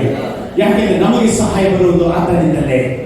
ಆತನಿಂದಲೇ ನಮಗೆ ಸಹಾಯ ಬರುವುದು. ಯಾಕಂತ ಹೇಳಿದ್ರೆ ನಮ್ಮ ಆಶ್ರಯ ಆತನಾಗಿದ್ದಾನೆ, ನಮ್ಮ ದುರ್ಗ ಆತನಾಗಿದ್ದಾನೆ, ನಮ್ಮ ಇಕ್ಕಟ್ಟಿನಲ್ಲಿ ಸಹಾಯ ಮಾಡುವನು ಅವನೇ ಆಗಿದ್ದಾನೆ. ಇವತ್ತು ನಾನು ಹೇಳ್ತೇನೆ, ಇವತ್ತು ನಿಮ್ಮ ಜೀವಿತದಲ್ಲಿ ಆತನನ್ನು ಆಶ್ರಯಿಸಿರಿ. ಆತನನ್ನು ಆಶ್ರಯಿಸಿಕೊಂಡವರು ಏನಾಗಿದ್ದಾರೆ? ಧನ್ಯರಾಗಿದ್ದಾರೆ ಅಂತ ಸಾಹಿತ್ಯ ಹೇಳ್ತಾ ಉಂಟು. ನೋಡಿ, ದೇವರ ವಾಕ್ಯ ಕಲಿಯುವಾಗ ಗೊತ್ತಾಗ್ತದೆ ನಮಗೆ. 124 ಕೀರ್ತನೆ 1ನೇ ವಾಕ್ಯದಲ್ಲಿ ಓದುವುದಾದ್ರೆ ಅಲ್ಲೊಂದು ಸುಂದರವಾದ ವಾಕ್ಯ ಉಂಟು. ಇವತ್ತು ನಮ್ಮ ಜೀವಿತದಲ್ಲಿ ದೇವರು ನಮಗೆ ಸಹಾಯಕನಾಗದಿದ್ರೆ ಏನಾಗ್ತಿತ್ತು? ಓದಿ ನೋಡಿ. ಆಮೆನ್. ಯೆಹೋವನು ನಮಗಿಲ್ಲದಿದ್ದರೆ ನಮ್ಮ ಗತಿ ಏನಾಗುತ್ತೆಂದು ಇಸ್ರಾಯೇಲರೇ. ಇವತ್ತು ನಾನು ಹೇಳ್ತೇನೆ, ನಿಮಗೆ ದೇವರಿಲ್ಲದಿದ್ದರೆ ನಿಮಗೆ ಏನ್ ಮಾಡ್ತಿದ್ರು? Praise the Lord. ಏನ್ ಮಾಡ್ತಿದ್ರು? ತಿಂದು ಬಿಡ್ತಿದ್ರು. Very good. ಹಾಗಿದ್ರೆ ದೇವರು ನಮಗೆಲ್ಲದಿದ್ದರೆ ನಮ್ಮನ್ನು ಏನ್ ಮಾಡ್ತಿದ್ರು? ಈ ಲೋಕ ನಮ್ಮನ್ನು ಏನ್ ಮಾಡ್ತಿದ್ರು? ನಾಶ ಮಾಡ್ತಿದ್ರು. ಹೇಳಿ. Praise the Lord. ಜೀವ ಸಹಿತ ಏನ್ ಮಾಡ್ತಿದ್ರಂತೆ? ನುಂಗಿ ಬಿಡ್ತಿದ್ರಂತೆ. ಆಮೇಲೆ ಜೀವ ಸಹಿತ ಅಂದ್ರೆ ನೀನೇನ್ ಮಾಡ್ಬೇಕು? ಒದ್ದಾಡ್ಬೇಕಂತ. ಒದ್ದಾಡಿಕೆ ಕೆಲವರ ಜೀವಿತದಲ್ಲಿ ಈ ಲೋಕದವರು ಮಾಟ ಮಂತ್ರ ಮಾಡ್ತಾರೆ. ಯಾಕೆ ಗೊತ್ತಿಲ್ಲ? ನೀನು ಒದ್ದಾಡಿ ಸಾಯ್ಬೇಕಂತ. ಕೆಲವರು ಹಾಗೆ ಎಲ್ಲಿ ಸೋಗ್ತಾರೆ, ಎಲ್ಲಿ ಹಣ ಖರ್ಚು ಮಾಡ್ತಾರೆ, ಎಂತ ಮಾಡ್ತಾರೆ, ಆದ್ರೆ ಏನಿಲ್ಲ, ಅವರಿಗೆ ಬಿಡುಗಡೆ ಇಲ್ಲ, ಸ್ವಸ್ಥತೆ ಇಲ್ಲ. ಯಾಕೆ ಗೊತ್ತಿಲ್ಲ? ಅವರು ಹೋಗುವುದೆಲ್ಲ ಆ ಒಂದು ಬೆಟ್ಟದ ಬಳಿಗೆ, ಅವರು ಹೋಗುವುದು ಆ ಒಂದು ಸ್ಥಳಗಳಿಗೆ ಹೋಗಿ ಅಲ್ಲಿ ಬಿಡುಗಡೆ ಆಗ್ತದೆ ಅಂತ ಕಾಯ್ತಾರೆ. ವ್ಯಕ್ತಿಗಳ ಮೂಲಕ ಬಿಡುಗಡೆ ಆಗ್ತದೆ ಅಂತ ಹೇಳ್ತಾರೆ, ನೋಡ್ತಾರೆ. ಆದ್ರೆ ನಾನು ಹೇಳ್ತೇನೆ, ನಮಗೆ ಒಂದು ಮನುಷ್ಯರಿಂದ ಬಿಡುಗಡೆ ಆಗುವುದಿಲ್ಲ, ನಮಗೆ ಬೆಟ್ಟದಿಂದ ಬಿಡುಗಡೆ ಆಗುವುದಿಲ್ಲ. ನಮಗೆ ಬಿಡುಗಡೆ ಆಗುವುದು ಅದು ಎಚ್ಚದ ಕುರಿ ಆದ ರಕ್ತದ ಮೂಲಕ, ಆತನ ನಾಮದ ಮೂಲಕ ನಮಗೆ ಬಿಡುಗಡೆ ಆಗುತ್ತದೆ. ಇಲ್ಲಿ ನೋಡಿ, ದೇವರ ವಾಕ್ಯ ಹೇಳ್ತದೆ, ಯೆಹೋವನು ನಮಗೆಲ್ಲದಿದ್ದರೆ ನಮ್ಮ ಗತಿಯನ್ನು ಏನೆಂದು ಹೇಳಲಿ. ಜನರು ಜೀವ ಸಹಿತ ನುಂಗಿ ಬಿಡ್ತಿದ್ರಂತೆ. ನಂತರ ವಾಕ್ಯ ಹೇಳ್ತದೆ, ಏನು ಓದಿ ನೋಡಿ. ವಿರೋಧವಾಗಿ ಎದ್ದಾಗ ಯೆಹೋವನು ನಮಗಿಲ್ಲದಿದ್ದರೆ ನಿಶ್ಚಯವಾಗಿ ಅವರು ಕೋಪದಿಂದ ಉರಿಗೊಂಡು ನಮ್ಮನ್ನು ಜೀವ ಸಹಿತ ನುಂಗಿ ಬಿಡುತ್ತಿದ್ದರು. ನಿಶ್ಚಯವಾಗಿ ಪ್ರವಾಹವು ನಮ್ಮನ್ನು ಬಡಕೊಂಡು ಹೋಗ್ತಿತ್ತು. ನಿಶ್ಚಯವಾಗಿ ಪ್ರವಾಹ ನಮ್ಮನ್ನು ಏನ್ ಮಾಡ್ತಿದ್ದು? ಬಡಕೊಂಡು ಹೋಗ್ತಿತ್ತು. ಅಂದ್ರೆ ನಾವು ಏನ್ ಮಾಡ್ತೀವಿ? ಅದರನ್ನು ನಿಲ್ಲಿಗೆ ಸಾಧ್ಯವೇ ಇಲ್ಲ. ಆದ್ರೆ ಪ್ರವಾಹವನ್ನು ತರುವುದು ಯಾರು? ಪ್ರವಾಹ ತರುವುದು ಯಾರು? ಭೂಕಂಪ ಆಗ್ಲಿ, ಅರ್ಥಕ್ವೇಕ್ ಆಗ್ಲಿ, ಯಾರು ತರುವುದು? ದೇವರೇ ತರುವುದು. ಹಾಗಾಗಿ ಆ ಸೃಷ್ಟಿಯ ವಸ್ತುಗಳಿಗೆ ನಾವು ಭಯಪಡುವುದಿಲ್ಲ, ಸೃಷ್ಟಿ ಮಾಡಿದ ಮನುಷ್ಯನಿಗೆ ಭಯಪಡುವುದಿಲ್ಲ. ನಾವು ಭಯಪಡುವುದು ಒಬ್ಬನಿಗೆ, ಭೂಮಿ ಮತ್ತು ಆಕಾಶವನ್ನು ಉಂಟು ಮಾಡಿದ ಕರ್ತನಿಗೆ ಮಾತ್ರ ನಾವು ಭಯಪಡುವವರಾಗಿದ್ದೇವೆ. ನೋಡಿ, ದೇವರ ವಾಕ್ಯ 123 ಕೀರ್ತನೆ 1ನೇ ವಾಕ್ಯದಲ್ಲಿ ಸಹ ಓದುವುದಾದ್ರೆ ನಾವು ನೋಡ್ತೇವೆ, ಪರಲೋಕದಲ್ಲಿ ಆಸೀನನಾಗಿರುವ ಆತನೇ ನನ್ನ ಕಣ್ಣುಗಳನ್ನು ನಿನ್ನ ಕಡೆಗೆ ಎತ್ತುತ್ತೇನೆ. ಅಲ್ಲಿ ಪ್ರಾರ್ಥನೆ ಮಾಡ್ತಾರೆ, ನಮ್ಮ ಕಣ್ಣುಗಳು ಎಲ್ಲಿ ಇರುವುದು? ಪರಲೋಕದ ಕಡೆಗೆ. ನಮ್ಮ ದೇವರು ಎಲ್ಲಿದ್ದಾನೆ? ಪರಲೋಕದಲ್ಲಿ ಆಸೀನನಾಗಿದ್ದಾನೆ. ಇವತ್ತು ನೀವು ಆತನನ್ನು ನೋಡುವಾಗ ಆತ ನಿಮಗೆ ನಿಶ್ಚಯವಾಗಿ ಸಹಾಯ ಮಾಡುತ್ತಾನೆ. ಆತನಿಂದಲೇ ನಿಮಗೆ ಸಹಾಯ ಬರುತ್ತದೆ. ಸತ್ಯವೇದ ಹೇಳ್ತದೆ, ಈ ಭೂಮಿ ಮತ್ತು ಆಕಾಶವನ್ನು ಉಂಟು ಮಾಡಿದ ಯೆಹೋವನಿಂದಲೇ ನನಗೆ ಸಹಾಯ ಬರುತ್ತದೆ. ಅದೇ 124 ಕೀರ್ತನೆ ಅದರಲ್ಲಿ 8ನೇ ವಾಕ್ಯ ಓದಿ ನೋಡಿ.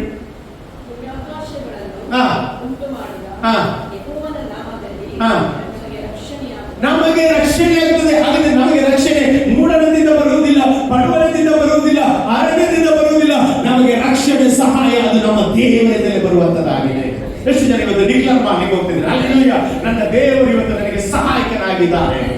ಅಲ್ಲಿ ಆತನ ಸಹಾಯ ನನಗೆ ನಿನಗೆ ಉಂಟು ಪ್ರಿಯರೇ, ಆತನ ಪ್ರೊಟೆಕ್ಷನ್ ನನಗೆ ನಿನಗೆ ಉಂಟು ಪ್ರಿಯರೇ. ಹಾಗಾಗಿ ಇವತ್ತು ಈ ಲೋಕದಲ್ಲಿ ಯಾವ ವ್ಯಕ್ತಿಗೆ ನಾವು ಏನ್ ಮಾಡೋದಿಲ್ಲ? ಭಯಪಡುವುದಿಲ್ಲ. ಯಾಕೆ ಗೊತ್ತಿಲ್ಲ? ನಮ್ಮನ್ನು ರಕ್ಷಿಸುವ ದೇವರು ಯಾರಾಗಿದ್ದಾನೆ? ನಾವು ಆರಾಧಿಸುವ ಯೇಸು ಸ್ವಾಮಿ ಆಗಿದ್ದಾನೆ. ಆತನು ನಮ್ಮ ಸಹಾಯಕನಾಗಿ ನಿಲ್ಲುತ್ತಾನೆ. ಅಲ್ಲಿ ಹಾಗಾದ್ರೆ ಸೃಷ್ಟಿಯಿಂದ ನಮಗೆ ಸಹಾಯ ಬರುವುದಿಲ್ಲ, ನಮಗೆ ಸಹಾಯ ಯಾರಿಂದ ಬರ್ತದೆ? ದೇವರಿಂದಲೇ ಬರುತ್ತದೆ, ದೇವರಿಂದಲೇ ಬರುತ್ತದೆ. ನಂತರ ವಾಕ್ಯ 121 3ನೇ ವಾಕ್ಯದಲ್ಲಿ ಆತನಿನ ಪಾದಗಳನ್ನು ಕದಲಗೊಳಿಸದಿರಲಿ ಎಂಬುದಾಗಿ. ಅಲ್ಲಿ ಆತನಿನ ಪಾದಗಳನ್ನು ಏನ್ ಮಾಡುದು? ಕದಲಗೊಳಿಸದಿರಲಿ ಎಂಬುದಾಗಿ. ನೋಡಿ, ನಾವು ನೋಡ್ತೇವೆ ಕೀರ್ತನೆಗಳ ಪುಸ್ತಕ 16ನೇ ಕೀರ್ತನೆಯಲ್ಲಿ ನಾವು ನೋಡುವುದಾದ್ರೆ ಅಲ್ಲಿ ಒಂದು ವಾಕ್ಯ ಉಂಟು, 8ನೇ ವಾಕ್ಯ. ನಾನು ಯೆಹೋವನನ್ನು ಯಾವಾಗಲೂ ಎದುರುಗಡೆ ಇಡುತ್ತೇನೆ, ಆತನ ಬಲಗಡೆ ಇರುವುದರಿಂದ ಎಂದಿಗೂ ಕದಲುವುದಿಲ್ಲ. ಹಾಗಾದ್ರೆ ಇವತ್ತು ನಿಮ್ಮ ಬಲಗಡೆ ಯಾರಿದ್ದಾರೆ? ಎಷ್ಟು ಜನ ಹೇಳ್ತೀವಿ? ಡಿಕ್ಲೇರ್ ಮಾಡಿ, ಹಲ್ಲೆಲೂಯಾ, ನನ್ನ ಬಲಗಡೆಯಲ್ಲಿ ಯಾರಿದ್ದಾನೆ? ನನ್ನ ದೇವರಿದ್ದಾನೆ. ಆತನು ನನ್ನ ಸಗಡೆ ಇರುವುದರಿಂದ ನಾನೇನ್ ಮಾಡುದು? ಕದಲುವುದಿಲ್ಲ. ಇವತ್ತು ನಿಮ್ಮ ಜೀವಿತದಲ್ಲಿ ಶೇಕ್ ಮಾಡ್ಲಿಕ್ಕೆ ಜನರು ಪ್ರಯತ್ನ ಪಡ್ತಾರೆ. ಹೌದಾ? ಶೇಕ್ ಆಗಲ್ಲ, ಶೇಕ್ ಆಗಲ್ಲ. ಅವರೆನ್ಸಿದ್ದು ನೀವು ಶೇಕ್ ಆಗ್ತೀರಿ, ನೀವು ಬಿಟ್ಟು ಓಡ್ತೀರಿ ಅಂತ. ಆಮೇಲೆ ಅಲ್ಲಿ ನಾವು ಬಿಟ್ಟು ಓಡುವವರಲ್ಲ, ನಮ್ಮ ದೇವರು ಯಾರು ಎಂಬುದಾಗಿ ನಾವು ಪ್ರಕಟಪಡಿಸುವ ಅವರಿಗೆ ಗೊತ್ತಾಗುವಂತೆ ಮಾಡ್ತಾರೆ. ಆಮೇಲೆ ಅಲ್ಲಿ ನಾನು ಹೇಳ್ತೇನೆ, ನಿನ್ನನ್ನು ಉಂಟು ಮಾಡಿದ ದೇವರು ನಿನ್ನ ಕೈ ಬಿಡುವುದಿಲ್ಲ, ನಿನ್ನನ್ನು ತೊರೆದು ಬಿಡುವುದಿಲ್ಲ. ಅಲ್ಲಿ ನೀನು ದೇವರ ವಾಕ್ಯದಲ್ಲಿ ಎಲ್ಲಿ ನೋಡಿ ದೇವರು ಏನ್ ಮಾಡ್ತಾರೆ ಗೊತ್ತಿಲ್ಲ, ಪ್ರಾಬ್ಲಮ್ ಬರುವಾಗ ಓಡಿ ಹೋಗ್ಲಿಕ್ಕೆ ಹೇಳಿದ್ರ, ಏನ್ ಹೇಳಿದ್ರು ದೇವರು? ಎದುರಿಸಿ ನಿಲ್ಲಿಕ್ಕೆ ಹೇಳಿದ್ರೆ, ಎದುರಿಸಿ ನಿಲ್ಲಿಕ್ಕೆ. ಪ್ರಾಬ್ಲಮ್ ಬರ್ತದೆ, ಎದುರಿಸಿ ನಿಲ್ಲುವಾಗಲೇ ನಿನಗೆ ಜಯ ದೇವರು ಕೊಡ್ತಾನೆ. ಆಮೇಲೆ ಕೆಂಪು ಸಮುದ್ರ ಬಂತು, ಆಗ ಏನ್ ಮಾಡಿದ್ರು ಅವರು? ನಿಂತು ಎದುರಿಸಿ. ದೇವರು ಹೇಳಿದ್ರು ಸುಮ್ಮನೆ ನಿಂತು ನಾನು ಮಾಡುವ ಅದ್ಭುತವಾದ ನೀವು ನೋಡುವಿ ಎಂದಾಗಿ. ಅಲ್ಲಿ ಇವತ್ತು ನಾನು ಹೇಳ್ತೇನೆ, ಪ್ರಾಬ್ಲಮ್ ಬರ್ತದ, ಹಾಗೆ ಪ್ರಮೋಷನ್ಸ್ ದೇವರು ಕೊಡುವವನಾಗಿದ್ದಾನೆ. ಎಷ್ಟು ಜನ ನಂಬ್ತೀರಿ? ಹಲ್ಲೆಲೂಯಾ. ಇವತ್ತು ನಿನ್ನ ಜೀವಿತದಲ್ಲಿ ಪ್ರಾಬ್ಲಮ್ ಅಂತ ದೇವರಿಗೆ ಸ್ತೋತ್ರ ಹೇಳಿ, ದೊಡ್ಡ ಪ್ರಮೋಷನ್ ದೇವರು ಕೊಡುತ್ತಾನೆ. ಆಮೇಲೆ ಹಲ್ಲೆಲೂಯಾ. ನಾನು ಹೇಳ್ತೇನೆ, ಇವತ್ತು ನಮಗೆ ಔತಣ ಬೇಕಿದ್ರೆ ನಮಗೆ ಯಾರು ಬೇಕು? ವೈರಿಗಳು ಬೇಕು. ನಿಮ್ಮ ಎನಿಮಿಗೋಸ್ಕರ ಸ್ತೋತ್ರ ಹೇಳಿ. ಹಲ್ಲೆಲೂಯಾ. ಹೇಳ್ತಾರೆ, ವೈರಿದ್ರೆ ಮಾತ್ರ ನಮಗೆ ಏನಾಗ್ತದೆ? ಔತಣ ಸಿಗ್ತದೆ. ಇವತ್ತು ನಿಮ್ಮ ವೈರಿಗಳಿಗೋಸ್ಕರ ದೇವರಿಗೆ ಸ್ತೋತ್ರ ಹೇಳಿ. ಅವರ ಮುಂದೆ ದೇವರ ನಿಮ್ಮನ್ನು ಎತ್ತುತ್ತಾನೆ. ಹಲ್ಲೆಲೂಯಾ. ನಿಮ್ಮ ಮಕ್ಕಳನ್ನು ಎತ್ತುತ್ತಾನೆ, ನಿಮ್ಮ ಕುಟುಂಬವನ್ನು ಎತ್ತುತ್ತಾನೆ, ನಿಮ್ಮ ಸೇವೆಯನ್ನು ಎತ್ತುತ್ತಾನೆ. ನಿನ್ನ ಜೀವಿತದಲ್ಲಿ ದೇವರು ನಿನ್ನ ಉನ್ನತವಾದ ಪದವಿಯಲ್ಲಿ ಇಡಲಿಕ್ಕೆ ದೇವರು ಇಷ್ಟಪಡುವವನಾಗಿದ್ದಾನೆ. ಅಲ್ಲಿ ಹಾಗಾದ್ರೆ ನಮ್ಮ ದೇವರು ಯಾರಂತ ಹೇಳಿದ್ರೆ, ಭೂಮಿ ಮತ್ತು ಆಕಾಶವನ್ನು ಉಂಟು ಮಾಡಿದ ದೇವರಾಗಿದ್ದಾನೆ. ಆತ ನಿನ್ನ ಪಾದಗಳನ್ನು ಕದಲಗೊಳಿಸದಿರಲಿ ಎಂಬುದಾಗಿ ಸತ್ಯವೇದ ಹೇಳ್ತದೆ. ಆಮೇಲೆ 1 ಸಾಮುವೇಲ ಪುಸ್ತಕ 2ನೇ ಅಧ್ಯಾಯ 9ನೇ ವಾಕ್ಯ ಓದಿರಿ. 1 Samuel chapter 2 verses 9. ಆತನು ತನ್ನ ಭಕ್ತರ ಹೆಜ್ಜೆಯನ್ನು ಮಾಡ್ತಾರೆ, ಕಾಯ್ತಾ ಇರುತ್ತೆ. ಹಾಗಾದ್ರೆ ನೀವು ಒಂದೊಂದು ಸ್ಟೆಪ್ ಇಡುವಾಗ ನಿಮ್ಮ ಹೆಜ್ಜೆಯನ್ನು ಕಾಯುವವನು ಯಾರಾಗಿದ್ದಾರೆ? ದೇವರಾಗಿದ್ದಾರೆ. ಎಷ್ಟು ಇದನ್ನು ಅನುಭವಿಸಿದ್ರಿ? ದೇವರು ನನ್ನ ಹೆಜ್ಜೆಯನ್ನು ಕಾಯುತ್ತಾನೆ, ನನ್ನ ಹೆಜ್ಜೆಯನ್ನು ಕಾಯ್ತಾನೆ. ನಾನು ಹೋಗುವ ಸ್ಥಳ ನನಗೆ ಗೊತ್ತಿಲ್ಲದಿರಬಹುದು, ಆದರೆ ಆ ಸ್ಥಳಕ್ಕೆ ಕರ್ಕೊಂಡು ಹೋಗುವನು ನನ್ನ ಅಪ್ಪ ಆಗಿದ್ದಾನೆ. ಹಲ್ಲೆಲೂಯಾ. ಅವನು ನನ್ನ ಸಂಗಡ ಇರುವುದರಿಂದ ನಾನು ಭಯ ಪಡುವುದಿಲ್ಲ. ಅದು ಯಾವುದೇ ಮಾರ್ಗವಾಗಲಿ, ಯಾವುದೇ ಅರಣ್ಯವಾಗಲಿ, ಯಾವುದೇ ಒಂದು ಬರಿದಾದ ಸ್ಥಳವಾಗಲಿ, ಅದು ಬೆಟ್ಟವಾಗಲಿ, ಗುಡ್ಡವಾಗಲಿ, ಅಲ್ಲಿ ನನ್ನ ದೇವರು ನನ್ನ ಸಂಗಡ ಇರುವುದರಿಂದ ನನ್ನನ್ನು ಕಾಯುತ್ತಾನೆ ಎಂಬುದಾಗಿ ಎಷ್ಟು ಜನ ನಂಬುತ್ತೇವೆ? ಆಮೇಲೆ ಅಲ್ಲಿ ನಮ್ಮ ದೇವರು ಬೆಟ್ಟದ ದೇವರು ಮಾತ್ರವಲ್ಲ, ನಮ್ಮ ದೇವರು ಯಾವ ದೇವರು? ತಗ್ಗಿನ ದೇವರು ಸಹ. ಅಲ್ಲಿ ತಗ್ಗಿನ ದೇವರು ಸಹ. ಅಲ್ಲಿ ಅವರು ಎಲ್ಲ ಬೆಟ್ಟದ ಕಡೆಗೆ ನೋಡ್ತಾ ಇದ್ದಾರೆ. ಯಾಕಂತ ಹೇಳಿದ್ರೆ ಆಗಿನ ಕಾಲದಲ್ಲಿ ನಮ್ಮ ದೇವರು ಎಲ್ಲಿ ಬಂದು ಇಳಿದಿದ್ದ? ಬೆಟ್ಟದಲ್ಲಿ ಇಳಿದು ಬರ್ತಾ ಇದ್ದ. ಹೌದಲ್ಲ? ಮೋಶೆ ಸಂಗಡ ಬೆಟ್ಟದಲ್ಲಿ ಮಾತನಾಡಿದ, ಅಬ್ರಹಾಮನ ಸಂಗಡ ಬೆಟ್ಟದಲ್ಲಿ ಮಾತನಾಡಿದ. ಪ್ರತಿಯೊಂದು ದೇವರ ಮಕ್ಕಳು ಎಲ್ಲಿ ಇಳಿದು ಬಂದವರು? ಬೆಟ್ಟದಲ್ಲಿ ಇಳಿದು ಬಂದ. ಆಮೇಲೆ ಅದಕ್ಕೆ ಶತ್ರುವಾದವರು ಏನ್ ಮಾಡ್ತಾರೆ ಗೊತ್ತಿಲ್ಲ, ಒಂದ್ಸತಿ ಯುದ್ಧಕ್ಕೆ ಬರುವಾಗ ಅವ್ರು ಹೇಳ್ತಾರೆ, ನಾವು ಸೋಲಿಕ್ಕೆ ಕಾರಣ ಏನು ಗೊತ್ತಿಲ್ಲ, ನಾವು ಬೆಟ್ಟದಲ್ಲಿ ಯುದ್ಧ ಮಾಡಿದೆವು, ಹಾಗಾಗಿ ನಾವು ಏನ್ ಮಾಡಿದೆವು? ಇಸ್ರೇಲ್ ದೇವರು ಬೆಟ್ಟಗಳ ದೇವರಾದ್ರಿಂದ ನಾವು ಸೋತೆವು. ಒಂದು ಕೆಲಸ ಮಾಡುವ, ಅವರಿಗೆ ಬೆಟ್ಟದಿಂದ ಕೆಳಗೆ ತರುವ, ಅವರು ಸೋಲ್ತಾರೆ ಅಂತ ಹೇಳುವಾಗ ದೇವರು ಆಗ ಹೇಳ್ತಾ ಇದ್ದಾರೆ, ಹಲ್ಲೆಲೂಯಾ, ಅಲ್ಲಿ ನೀನು ಹೆದರಬೇಡ, ಅವರ ಮಾತಿಗೆ ಹೆದರಬೇಡ. ಇವತ್ತು ನಾನು ತೋರಿಸ್ತಿದ್ದೇನೆ, ನಾನು ಬೆಟ್ಟಗಳ ದೇವರು ಮಾತ್ರವಲ್ಲ, ತಗ್ಗಿನ ದೇವರಂತ ಹೇಳಿ ನಿನ್ನ ಶತ್ರುವಿನ ವಿರುದ್ಧ ನಾನು ನಿನಗೆ ಜಯವನ್ನು ಕೊಡುತ್ತೇನೆ ಎಂಬುದಾಗಿ ದೇವರು ಹೇಳ್ತಾನೆ. ಹಾಗಾದ್ರೆ ನೀನು ಎಲ್ಲಿ ಹೋಗು, ನಿನ್ನ ದೇವರಲ್ಲಿ ಇಳಿದು ಬರ್ತಾನೆ. ಆಮೇಲೆ ನಮಗೆ ಯಾವ ಸ್ಥಳ ಸಹ ಇರಲ್ಲ, ಎಲ್ಲ ಸ್ಥಳ ಸಹ ನಮಗೆ ಒಳ್ಳೆದೇನ್ರಿ, ಒಳ್ಳೆ ಸ್ಥಳ, ನಮಗೆಲ್ಲ ಒಳ್ಳೆ ಸ್ಥಳ. ನಾವು ಹೋಗುವ ಮನೆ ಯಾವ ಸ್ಥಳ? ಒಳ್ಳೆ ಸ್ಥಳ. ಯಾಕೆ ಗೊತ್ತಿಲ್ಲ? ನಾವು ಯಾರು ಗೊತ್ತಿಲ್ಲ, ನಾವು ಆತನನ್ನು ಸೃಷ್ಟಿಸಿದ ನಮ್ಮನ್ನು ಸೃಷ್ಟಿಸಿದ ದೇವರು ಆತನಾಗಿದ್ದರಿಂದ ಎಲ್ಲಿ ಹೋದ್ರೂ ಸಹ ನಿಮಗೆ ಸಹಾಯ ಬರ್ತದೆ. ಆಮೇಲೆ ಆತನು ನಿಮ್ಮ ಪಾದಗಳನ್ನು ಕದಲಗೊಳಿಸುತ್ತಿರಲಿ. ನಂತರ ವಾಕ್ಯ ಹೇಳ್ತದೆ, ಇಸ್ರೇಲರನ್ನು ಕಾಯುವ ದೇವರು ಏನಾಗುವುದಿಲ್ಲಂತೆ? ತೂಕಡಿಸುವುದಿಲ್ಲ, ನಿದ್ರಿಸುವುದಿಲ್ಲ. ಹಾಗಾದ್ರೆ ನಮ್ಮ ದೇವರು ಏನ್ ಮಾಡುವುದಿಲ್ಲಂತೆ? ತೂಕಡಿಸುವುದಿಲ್ಲ ಸದ್ಯ, ನಿದ್ರಿಸುವುದಿಲ್ಲ. ನಾವಾದ್ರೆ ತೂಕಡಿಸ್ತೇವೆ. ಎಷ್ಟು ಪ್ರೊಟೆಕ್ಷನ್ ಮಾಡಿ. ಕೆಲವರು ರಾತ್ರಿ ಚಿಕ್ಕ ಮಕ್ಕಳಲ್ಲಿರುವಾಗ, ಜ್ವರದಲ್ಲಿರುವಾಗ ಅವರಿಗೆ ತಲೆಗೆ ಏನ್ ಮಾಡ್ತಾರೆ? ಆದ್ರೆ ನಮ್ಮ ದೇವರು ಆಗುವುದಿಲ್ಲ. ನಮ್ಮ ದೇವರು ಪ್ರೊಟೆಕ್ಷನ್ ಮಾಡುವ ದೇವರಾಗಿದ್ದಾನೆ. ಅದೇ ನಾವು ನಮ್ಮ ಮಕ್ಕಳನ್ನು ಪ್ರೊಟೆಕ್ಟ್ ಮಾಡ್ತೇವೆ ಅಂತ ನಾನು ಹೇಳ್ತೇನೆ. ನಾವು ನಮ್ಮ ಮಕ್ಕಳನ್ನು ಪ್ರೊಟೆಕ್ಟ್ ಮಾಡ್ಲಿಕ್ಕೆ ಆಗುದಿಲ್ಲ.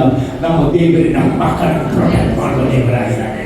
ಅಲ್ಲಿ ಇವತ್ತು ನಾನು ಹೇಳ್ತೇನೆ, ನಿಮ್ಮ ಮಕ್ಕಳಿಗೆ ದಿ ಬೆಸ್ಟ್ ಮಾಡಿರಬಹುದು, ಆದ್ರೆ ಅದಕ್ಕೆ ಕಾರಣಕರ್ತ ನೀವಲ್ಲ, ನಾನಲ್ಲ, ನಮ್ಮ ದೇವರಾಗಿದ್ದಾನೆ.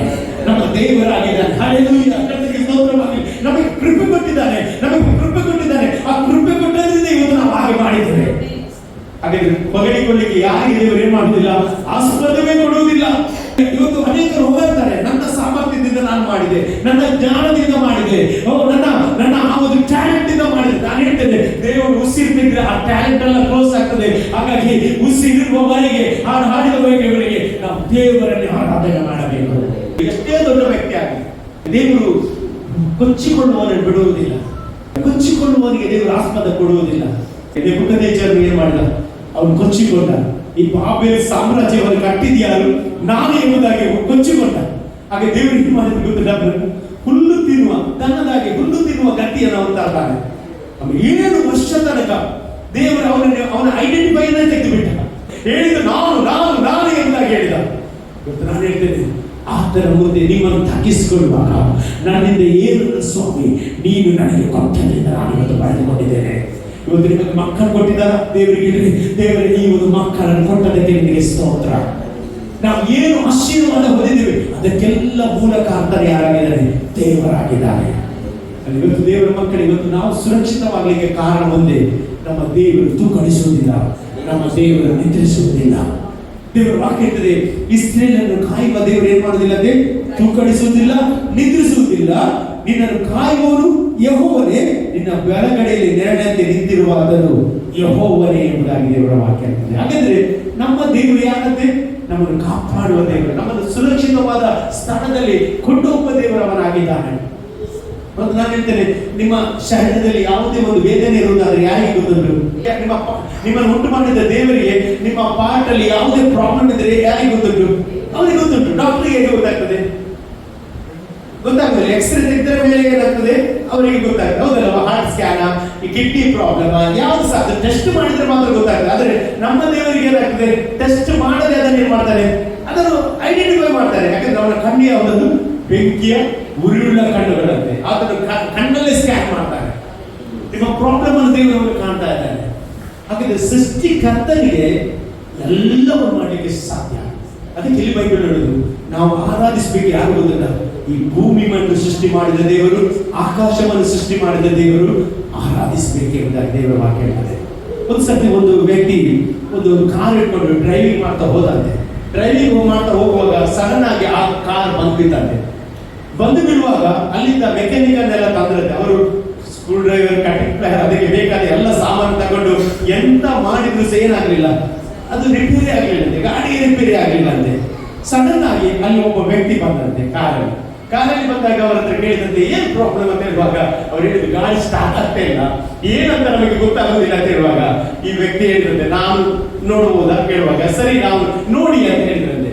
ಆಗ ಅವರು ಆ ಒಂದು ವ್ಯಕ್ತಿ ಆ ಕಾರಿನ ಬಳಿಗೆ ಬಂದು ಏನ್ ಮಾಡಲಿಲ್ಲ, ಆ ಕಾರ್ 2 ಸಲ ಟಕ್ ಟಕ್ ಅಂತ ಹೊಡೆದಾಗ ಸ್ಟಾರ್ಟ್ ಮಾಡಿ ಅಂತ ಹೇಳುವಾಗ ಆ ಕಾರ್ ಏನಾಯ್ತಂತೆ, ಸ್ಟಾರ್ಟ್ ಆಯ್ತಂತೆ.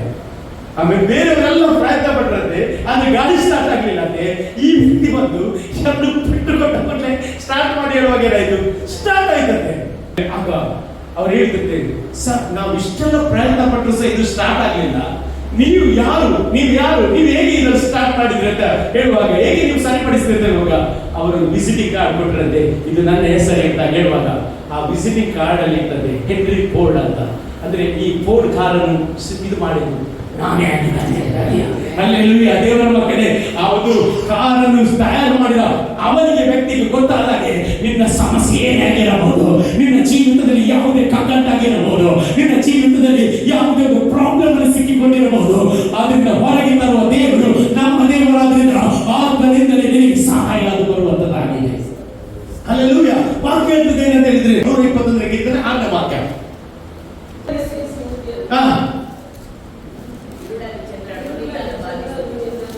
ಇಲ್ಲಿ ದೇವರ ವಾಕ್ಯ ಹೇಳ್ತದೆ, ಹಗಲಲ್ಲಿ ಸೂರ್ಯನು ഇരുಳಲ್ಲಿ ಚಂದ್ರನು ನಿನ್ನನ್ನು ಮಾಡುವುದಿಲ್ಲ, ಬಾಧಿಸುವುದಿಲ್ಲ. ಸೂರ್ಯ ಜಾಸ್ತಿ ಅವನು ಬಿಸಿ ಕೊಟ್ಟರೆ ಏನಾಗ್ತದೆ? ಈಗ ನಾವು ಡೆಲ್ಲಿಯಲ್ಲೆಲ್ಲ ಕೆಲವು ಕಡೆ ಎಲ್ಲ ನಾವು ನೋಡ್ತೇವೆ, ತುಂಬಾ ಬಿಸಿಲು. ಏನಾಗ್ತಾರೆ ಅವರು ಬಿಸಿಲು ಹಿಡಿಗೆ ಏನಾಗಿದ್ದಾರೆ, ಕೆಲವರು ಸತ್ತು ಹೋಗಿದ್ದಾರೆ. ಚಂದ್ರದ ಸಹ ಎಫೆಕ್ಟ್ ಉಂಟು, ಗೊತ್ತಿಲ್ಲ? ಚಂದ್ರದಲ್ಲಿ ನಿಮಗೆ ಏನಾಗ್ತದೆ, ಮಾನಸಿಕ ಮೆಂಟಲ್ ಆಗುದು ಯಾವುದರಿಂದ ಗೊತ್ತಿಲ್ಲ? ಆ ಚಂದ್ರನ ಬೆಳಕಿಗೆ ಕೆಲವರಿಗೆ ಅಂದ್ರೆ ಅವ್ರೇನು ಆ ನರಗಳಿಗೆ ಅದು ಪ್ರಾಬ್ಲಮ್ಸ್ ಅಂತೆ. ಕೆಲವರು ಚಂದ್ರ ಸಹ ಪ್ರಾಬ್ಲಮ್ ತರ್ತಾನೆ, ಸೂರ್ಯನ ಸಹ ಪ್ರಾಬ್ಲಮ್ ತರ್ತಾನೆ. ಆದ್ರೆ ನೀನು ದೇವರನ್ನು ಆಶ್ರಯಿಸಿದ್ರಿಂದ, ನೀನು ದೇವರನ್ನು ಬಿಲೀವ್ ಮಾಡಿದ್ರಿಂದ, ದೇವರನ್ನೇ ಆಶ್ರಯ ದುಃಖವಾಗಿದ್ರಿಂದ ಆ ಸೂರ್ಯನಿಂದ ನಿನಗೆ ತೊಂದರೆ ಆಗುವುದಿಲ್ಲ, ಆ ಚಂದ್ರನಿಂದ ತೊಂದರೆ ಆಗುವುದಿಲ್ಲ. ಯಾಕಂತ ಹೇಳಿದ್ರೆ ನೀನು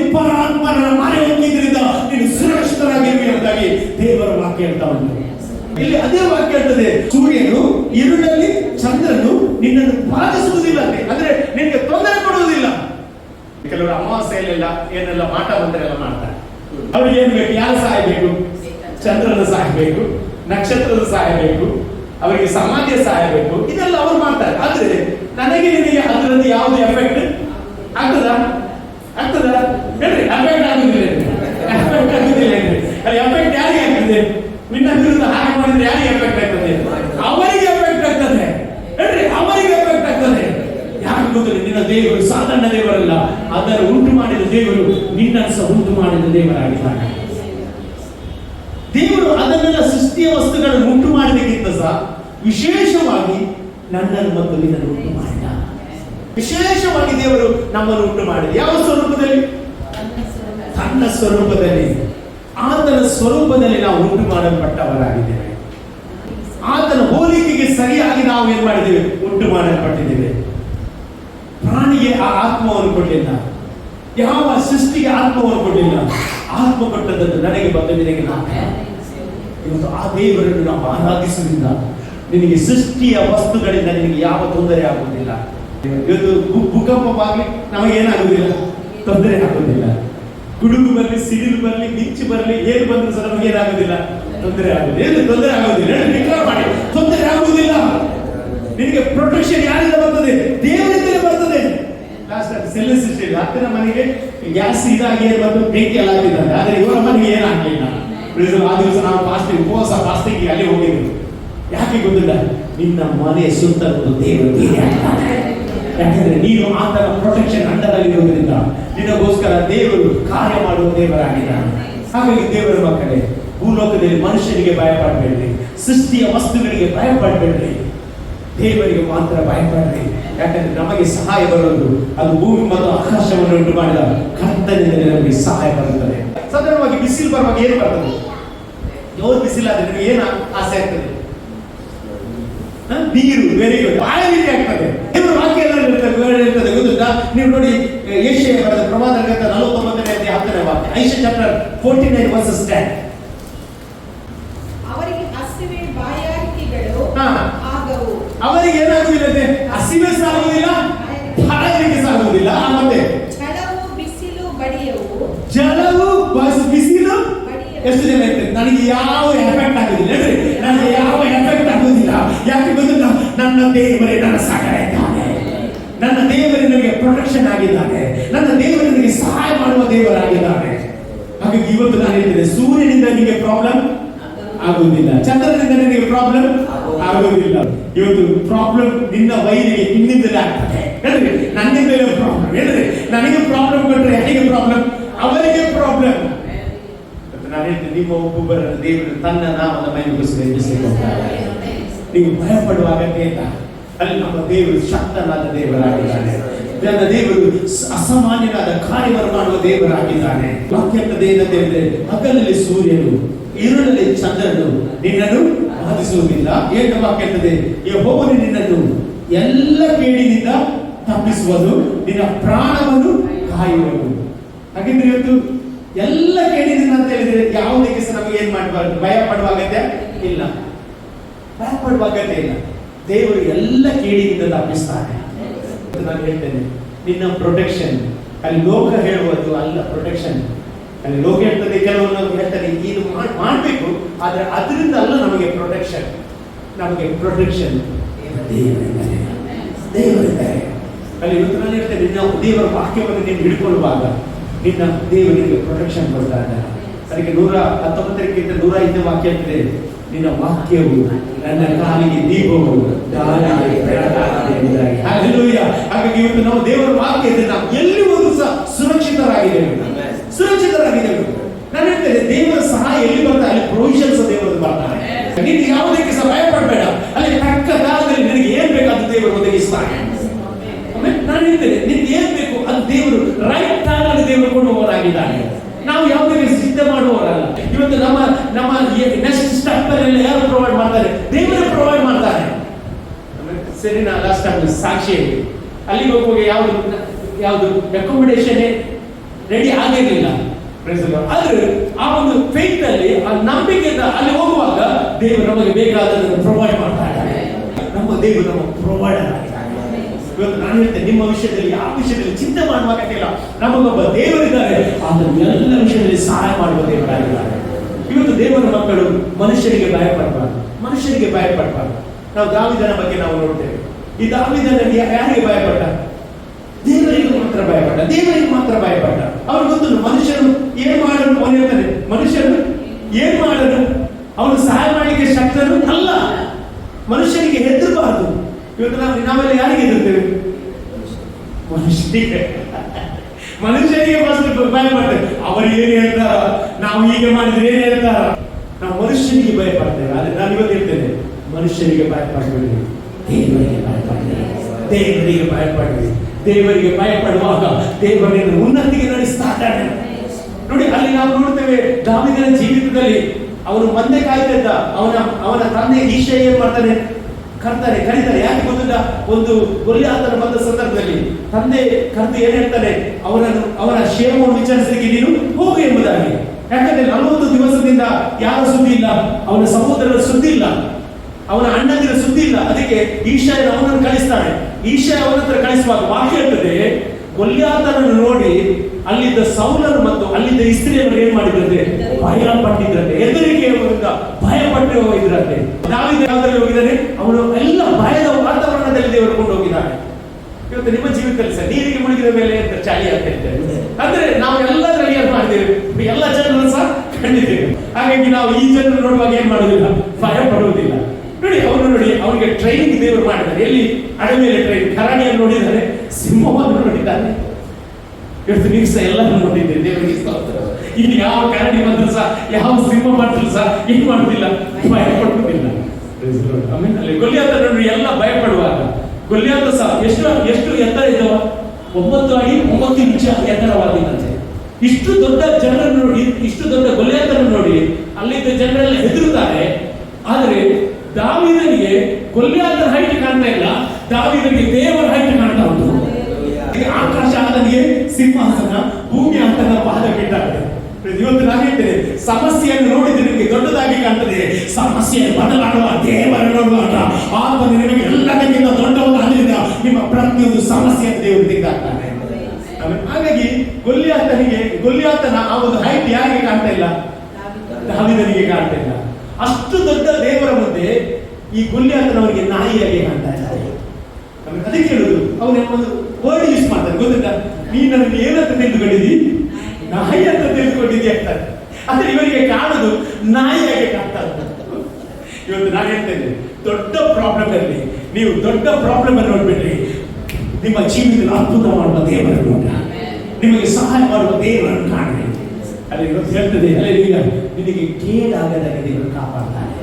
ಅಲ್ಲಿ ಆ ವಾಕ್ಯ ಹೇಳ್ತದೆ ನೋಡಿ, ಸುಂದರವಾದ ವಾಕ್ಯ ಹೇಳ್ತದೆ, ನಿನ್ನನ್ನು ಎಲ್ಲ ಕೇಳಿದಿಂದ ಏನ್ ಮಾಡ್ತಾನೆ, ತಪ್ಪಿಸ್ತಾನೆ. ದಾವೀದನಿಗೆ ಗೊತ್ತುಂಟು, ಸಿಂಹ ಕರಡಿಯಿಂದ ಅದರ ಉಗುರುಗಳಿಂದ ನನ್ನನ್ನು ತಪ್ಪಿಸಿದ್ರೆ ಈ ಗೊಲ್ಯಾತ ನನ್ನ ಮುಂದೆ ಏನು ಅಲ್ಲ. ಹಲ್ಲೆಲೂಯ. ಈ ಗೊಲ್ಯಾತ ನನ್ನನ್ನು ಮುಟ್ಲಿಕ್ಕೆ ಆಗುವುದಿಲ್ಲ, ಈ ಗೊಲ್ಯಾತ ನನ್ನ ನಾಶ ಮಾಡ್ಲಿಕ್ಕೆ ಆಗುವುದಿಲ್ಲ. ಯಾಕಂದ್ರೆ ನನ್ನ ದೇವರು ದೊಡ್ಡವನಾಗಿದ್ದಾನೆ. ಆಮೇಲೆ ನಮಗೆ ಪ್ರೊಟೆಕ್ಷನ್ ಯಾವುದರಿಂದ ಅಲ್ಲ, ಈ ಲೋಕದ ಎಲ್ಲ ವೆಪನ್ ಇಂದ ಅಲ್ಲ. ದಾವೀದನಿಗೆ ಸೌಲ ಏನ್ ಮಾಡಿದ, ಯುದ್ಧದ ವೆಪನ್ಸ್ ಕೊಡ್ತಾರೆ, ಹೌದಲ್ಲ, ವೆಪನ್ಸ್ ಕೊಡ್ತಾರೆ, ಇದಾಕು ಎಂಬುದಾಗಿ ಹೇಳುವಾಗ ದಾವೀದ ಹೇಳ್ತಾನೆ, ಇದು ಯಾವುದು ನನಗೆ ಬೇಡ. ದಾವೀದ ಏನನ್ನು ಹಿಡ್ಕೊಂಡ, ಎಷ್ಟು ಕಲ್ಲನ್ನು ಹಿಡ್ಕೊಂಡ, 5 ಕಲ್ಲನ್ನು ಹಿಡ್ಕೊಂಡ, ಹೌದಲ್ಲ ಪ್ರೀತಿ, ಎಷ್ಟು ಕಲ್ಲು, 5 ಕಲ್ಲು. ಈ 5 ಕಲ್ಲು ಏನು ತೋರಿಸ್ತದೆ ಗೊತ್ತಿಲ್ಲ, ಇದು ಪೆಂಟೆಟೆಕ್ ಪಂಚಗ್ರಂಥ, ಆದಿಕಾಂಡ, ವಿಮೋಚನ ಕಾಂಡ, ಅರಣ್ಯಕಾಂಡ, ಯಾಜಕ ಕಾಂಡ, ಧರ್ಮೋಪದೇಶ ಕಾಂಡ, ಅಂದ್ರೆ ಮೋಶೆಯ ಧರ್ಮಶಾಸ್ತ್ರ. ಈ 5 ಕಲ್ಲನ್ನು ತೋರಿಸ್ತದೆ. ಎಷ್ಟು 5 ಕಲ್ಲನ್ನು ತೋರಿಸ್ತದೆ ಅಂದ್ರೆ ಇದು ಏನಾಗಿದೆ, 5 ಕಲ್ಲು ದೇವರ ವಾಕ್ಯವಾಗಿದೆ. ಆಮೇಲೆ ಹಲ್ಲೆಲೂಯ. ಈ 5 ಕಲ್ಲು ಅವನ ಹತ್ರ ಉಂಟು. ಆದ್ರೆ ಗೊಲ್ಯಾತನನ್ನು ಉಳಿಸಲಿಕ್ಕೆ ಈ 5 ಗ್ರಂಥ ಬೇಕಾಗಿಲ್ಲ, ಈ ಪುಸ್ತಕ ಬೇಕಾಗಿಲ್ಲ, ಇದರ ಒಂದು ವಾಕ್ಯ ಅವನಿಗೆ ಸಾಕಾಯಿತು. ಹೌದಾ, ಪ್ರೈಸ್ ದಿ ಲಾರ್ಡ್, ಹಲ್ಲೆಲೂಯ. ಅವನು ಎಷ್ಟು ಕಲ್ಲನ್ನು ಹಿಡ್ಕೊಂಡ, 1 ಕಲ್ಲನ್ನು ಹಿಡ್ಕೊಂಡು ಯಾರಿಗೆ ಗುರಿ ಇಟ್ಟುಕೊಂಡ, ಗೊಲ್ಯಾತನಿಗೆ ಹೊಡೆಯುವಾಗ ಏನಾದವ, ಅವನ ಆ ಕಲ್ಲು ಎಲ್ಲಿಗೆ ಹೋಯ್ತಂತೆ, ಅವನ ಹಣೆಯ ಒಳಗೆ ಹೋಯ್ತಂತೆ. ಎಷ್ಟು ಶಕ್ತಿ ಉಂಟಲ್ಲ ಆ ಕಲ್ಲಿಗೆ. Praise the Lord. ಆಗ ದಾವೀದನು 17 ಇಯರ್ಸ್, 17 ವರ್ಷದ ಹುಡುಗ, ಇಷ್ಟು ವ್ಯಕ್ತಿ ಹೊಡೆದ್ರೆ ಎಷ್ಟು ಗಟ್ಟಿಯಾಗಿ ತಾಗ್ತದೆ. ಹಾಗಾದ್ರೆ ನಾನು ಏನ್ ಹೇಳ್ತೇನೆ ಅಂತ ಹೇಳಿದ್ರೆ, ಇದು ದಾವೀದನ ಮಸಲ್ ಪವರ್ ಅಲ್ಲ, ಪರಲೋಕದ ದೇವರ ಮಸಲ್ ಪವರ್ ಆಗಿದೆ. ಇವತ್ತು ನಾನು ಹೇಳ್ತೇನೆ, ನಿನ್ನ ಜೀವಿತದಲ್ಲಿ ಆತನಿಗೆ ಪ್ರಥಮ ಸ್ಥಾನ ಕೊಡುವುದಾದ್ರೆ ಇದನ್ನು ಎಲ್ಲ ಕೇಳಿಯಿಂದ ಆತನ ತಪ್ಪಿಸುವ ದೇವರಾಗಿದ್ದಾನೆ. ಅಲ್ಲಿ ಒಂದು ಕಾಲಿನ ಮೂಲಕ ಅವನನ್ನು ಉರುಳಿಸಲಿಕ್ಕೆ ಸಾಧ್ಯವಾದರೆ ಇವತ್ತು ದೇವರಿಗೆ ಈ ಕತ್ತಿಯನ್ನು ಕೊಟ್ಟಿದ್ದಾನೆ. ಅಲ್ಲಿ ಸೌಲ ಹೇಳ್ತಾನೆ, ಲೋಕದ ಕತ್ತಿಯನ್ನು ಹಿಡ್ಕೊ ಅಂತ ಹೇಳ್ತಾನೆ. ಆದ್ರೆ ಅವನು ಹಿಡ್ಕೊಂಡ ಕತ್ತಿ ಯಾವ್ದಂತ ಹೇಳಿದ್ರೆ ದೇವರ ವಾಕ್ಯವಾಗಿದೆ. ಅಲ್ಲಿ ಈ ವಾಕ್ಯ ಅದೇನಾಗಿದೆ, ಸಜೀವವಾಗಿದೆ, ಕಾರ್ಯಸಾಧಕವಾಗಿದೆ. ಆಮೇಲೆ ಈ ವಾಕ್ಯವನ್ನು ನೀವು ಉಪಯೋಗಿಸಿದ್ರೆ ಯಾವ ಶತ್ರು ನಿನ್ನ ಮುಂದೆ ನಿಲ್ಲಿಕ್ಕೆ ಆಗುವುದಿಲ್ಲ. ಅಲ್ಲಿ ನಾವು ಒಂದು ಕಲ್ಲನ್ನು ಹಿಡ್ಕೊಂಡು ಹೊಡಿಯುವಾಗ ಹುಲ್ಲಿ ಆತನ ಏನಾದ ಬೋರಂಗಿದ್ದ, ಏನು ಬೋರಂಗಿದ್ದ. ಇವತ್ತು ನೀನು ಈ ವಾಕ್ಯವನ್ನು ಹಿಡ್ಕೊಂಡು ನೀನು ಮಾತನಾಡುವಾಗ ಸೈತಾನ ನಿನ್ನ ಮುಂದೆ ಬೋರಂಗಿರ್ತಾನೆ. ಒಂದು ವಾಕ್ಯ ಸಾಕು, ಒಂದು ವಾಕ್ಯ ಸಾಕು. ಸೈತಾನ ನಿಮ್ಮನ್ನು ಟೆಂಪ್ಟ್ ಮಾಡಲಿಕ್ಕೆ ಬರುವಾಗ ನೀವು ಈ ಒಂದು ವರ್ಡ್ ಅನ್ನು ಯೂಸ್ ಮಾಡಿದ್ರೆ ಸಾಕು. ಯೇಸು ಸ್ವಾಮಿಯನ್ನು ಟೆಂಪ್ಟ್ ಮಾಡಲಿಕ್ಕೆ ಯಾರು ಬಂದ? ಸೈತಾನ ಬಂದ. ಹೌದಲ್ಲ? ಏನನ್ನು ತೋರಿಸಿದ? ವಾಕ್ಯವನ್ನು ತೋರಿಸಿದ. ಅದ್ರ ಮೊದಲು ಯೇಸು ಸ್ವಾಮಿಗೆ 40 days ಅಲ್ಲಿ ಏನಾಗಿತ್ತು? ಹಸಿವೆ ಆಗಿದ್ದಲ್ಲ. ಸೈತಾನಿಗೆ ಕರೆಕ್ಟ್ ಆಗಿತ್ತು. ಈಗ ಯೇಸು ಸ್ವಾಮಿಗೆ ಏನಾಗಿದೆ?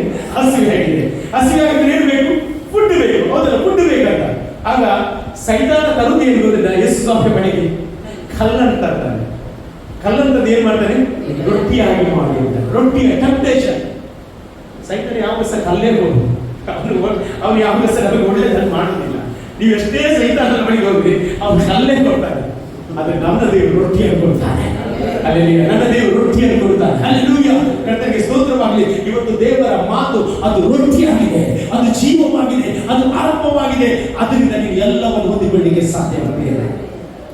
ಅಲ್ಲಿ ವಾಕ್ಯ ಅಂತದ್ದು ಏನಂತ ಹೇಳಿದ್ರೆ, ಆ ಒಂದು ಸಮಯದಲ್ಲಿ ಯೇಸು ಸ್ವಾಮಿ ವಾಕ್ಯದ ಮೂಲಕ ಸೈತಾನ ಜಯಿಸ್ತಾನೆ ಏನಂತ ಹೇಳಿದ್ರೆ, ಮನುಷ್ಯರು ರೊಟ್ಟಿ ತಿಂದ ಮಾತ್ರದಲ್ಲಿ ಬದುಕುವುದಿಲ್ಲ, ದೇವರ ಬಾಯಿಂದ ಹೊರಟ ಪ್ರತಿಯೊಂದು ಮಾತಿನಿಂದ ಬದುಕುತ್ತಾನೆ ಎಂಬುದಾಗಿ ಯೇಸು ಸ್ವಾಮಿ ವಾಕ್ಯದಲ್ಲೇ ಸೈತಾನನ ಏನ್ ಮಾಡಿದ? ಬಿಡಿಸಿದ. ಇವತ್ತು ನನಗೆ ನಿನಗೆ ಬೇಕಾದದ್ದು ದೇವರ ವಾಕ್ಯ.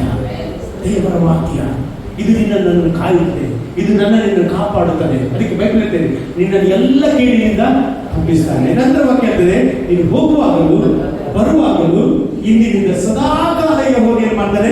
ಕಾಪಾಡ್ತಾನೆ ಅಂತ ವಾಕ್ಯ ಹೇಳ್ತದೆ. ಹಾಗಾದ್ರೆ ಇವತ್ತು ನೀವು ಹೋಗುವಾಗಲೂ ಬರುವಾಗಲೂ ಯಾರು ಕಾಪಾಡ್ತಾರೆ? ದೇವರು ಕಾಪಾಡ್ತಾರೆ. ಹಾಗಾದ್ರೆ ನಮಗೆ ಸುರಕ್ಷಿತ ಯಾರಿಂದ? ಎಲ್ಲರೂ ಹೇಳಿ, ದೇವರಿಂದ. ಹಾಗಾದ್ರೆ ದೇವರಿಂದ ನಮಗೆ ಸುರಕ್ಷಿತವಾಗಿದೆ. ಹಲ್ಲೆಲೂಯಾ. 121ನೇ ಕೀರ್ತನೆ ಹೇಳ್ತದೆ, ನನಗೆ ಸಹಾಯ ಬೆಟ್ಟದಿಂದ ಅಲ್ಲ. ಹಲ್ಲೆಲೂಯಾ. ನನಗೆ ಸಹಾಯ ಮನುಷ್ಯರಿಂದ ಅಲ್ಲ, ನನಗೆ ಸಹಾಯ ನನ್ನ ಕೆಲಸದಿಂದ ಅಲ್ಲ, ನನಗೆ ಸಹಾಯ ಅದು ದೇವರಿಂದ. ನಾವೆಲ್ಲ ದೇವರ ಸಮ್ಮುಖದಲ್ಲಿ ನಿಲ್ಲುವ ಎಷ್ಟು ಜನ ಈ ವಾಕ್ಯಕ್ಕೋಸ್ಕರ ದೇವರಿಗೆ ಸ್ತೋತ್ರ ಹೇಳ್ತೇವೆ. ಹಾಗೆ ಇವತ್ತು 121ನೇ ಕೀರ್ತನೆ ನಾವು ಕಲಿತೇವೆ ಪ್ರಿಯರೇ. ಈ 121ನೇ ಕೀರ್ತನೆಯಲ್ಲಿ ಹೇಳುವುದೇನಂತ ಹೇಳಿದ್ರೆ, ಈ ಲೋಕದ ಸೃಷ್ಟಿ ನಮ್ಮನ್ನು ಈ ಹಾಳು ಮಾಡ್ಲಿಕ್ಕೆ ಆಗೋದಿಲ್ಲ, ನಮ್ಮ ಜೀವಿತದಲ್ಲಿ ಯಾವ ತೊಂದರೆ ಕೊಡ್ಲಿಕ್ಕೆ ಆಗೋದಿಲ್ಲ. ನಮ್ಮ ದೇವರು ನಮ್ಮ ಸಂಗಡ ಇರುವಾಗ ನಾವು ಜಯಶಾಲಿಗಳಲ್ಲಿ ಜಯಶಾಲಿಗಳಾಗಿದ್ದೇವೆ. Thank you lord, hallelujah. ಎಷ್ಟು ಜನ ಇವತ್ತು ದೇವರಿಗೆ ತಂದೆ ನೀನು ಮಾತ್ರ ನನಗೆ ಸಾಕು ಎಂಬುದಾಗಿ ಎಷ್ಟು ಜನ ಡಿಕ್ಲೇರ್ ಮಾಡ್ಲಿಕ್ಕೆ ಹೋಗ್ತಾ ಇದ್ದಾರೆ. ಓರಿ ಕಲ ಶತನ ಬಲಸ್ಯ. ಅವನು ನಿನಗೋಸ್ಕರ ಚಿಂತಿಸುತ್ತಾನೆ, ನಿನಗೋಸ್ಕರ ಚಿಂತಿಸುತ್ತಾನೆ. ಒಂದು ತಾಯಿ ಚಿಕ್ಕ ಮಗುವನ್ನು ಅಲ್ಲಿ ಪ್ರೊಟೆಕ್ಟ್ ಮಾಡಿದ ಹಾಗೆ, ಆ ಮಗು ತಾಯಿಯ ಕರದಲ್ಲಿ ಸುರಕ್ಷಿತವಾಗಿ ನಿದ್ರೆ ಮಾಡುವ ಹಾಗೆ ಇವತ್ತು ನನಗೆ ನಿನಗೆ ಸುಖವಾಗಿ ನಿದ್ರೆ ಸಿಕ್ಕುವುದು ಅದು ಆತನ ರೆಕ್ಕೆ ಅಡಿಯಲ್ಲಿ, ಆತನ ಬಾಹುದಲ್ಲಿ ನಮಗೆ ವಿಶ್ರಾಂತಿ ಆಗುತ್ತದೆ. Thank you lord, hallelujah.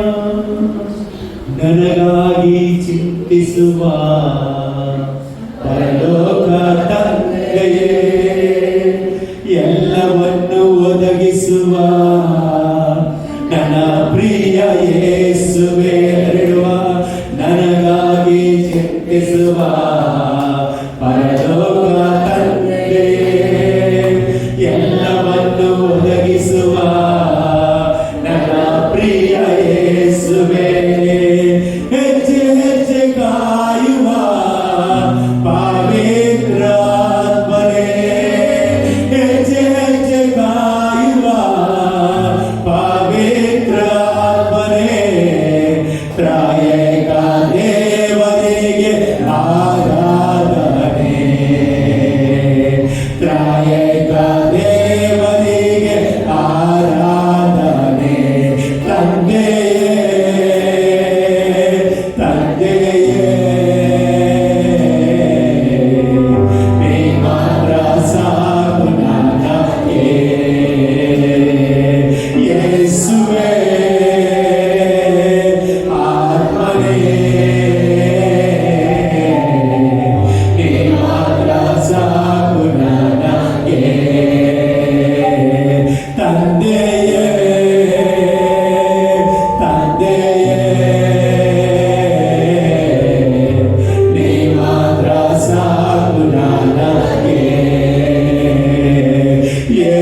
ಯೇಸುವೇ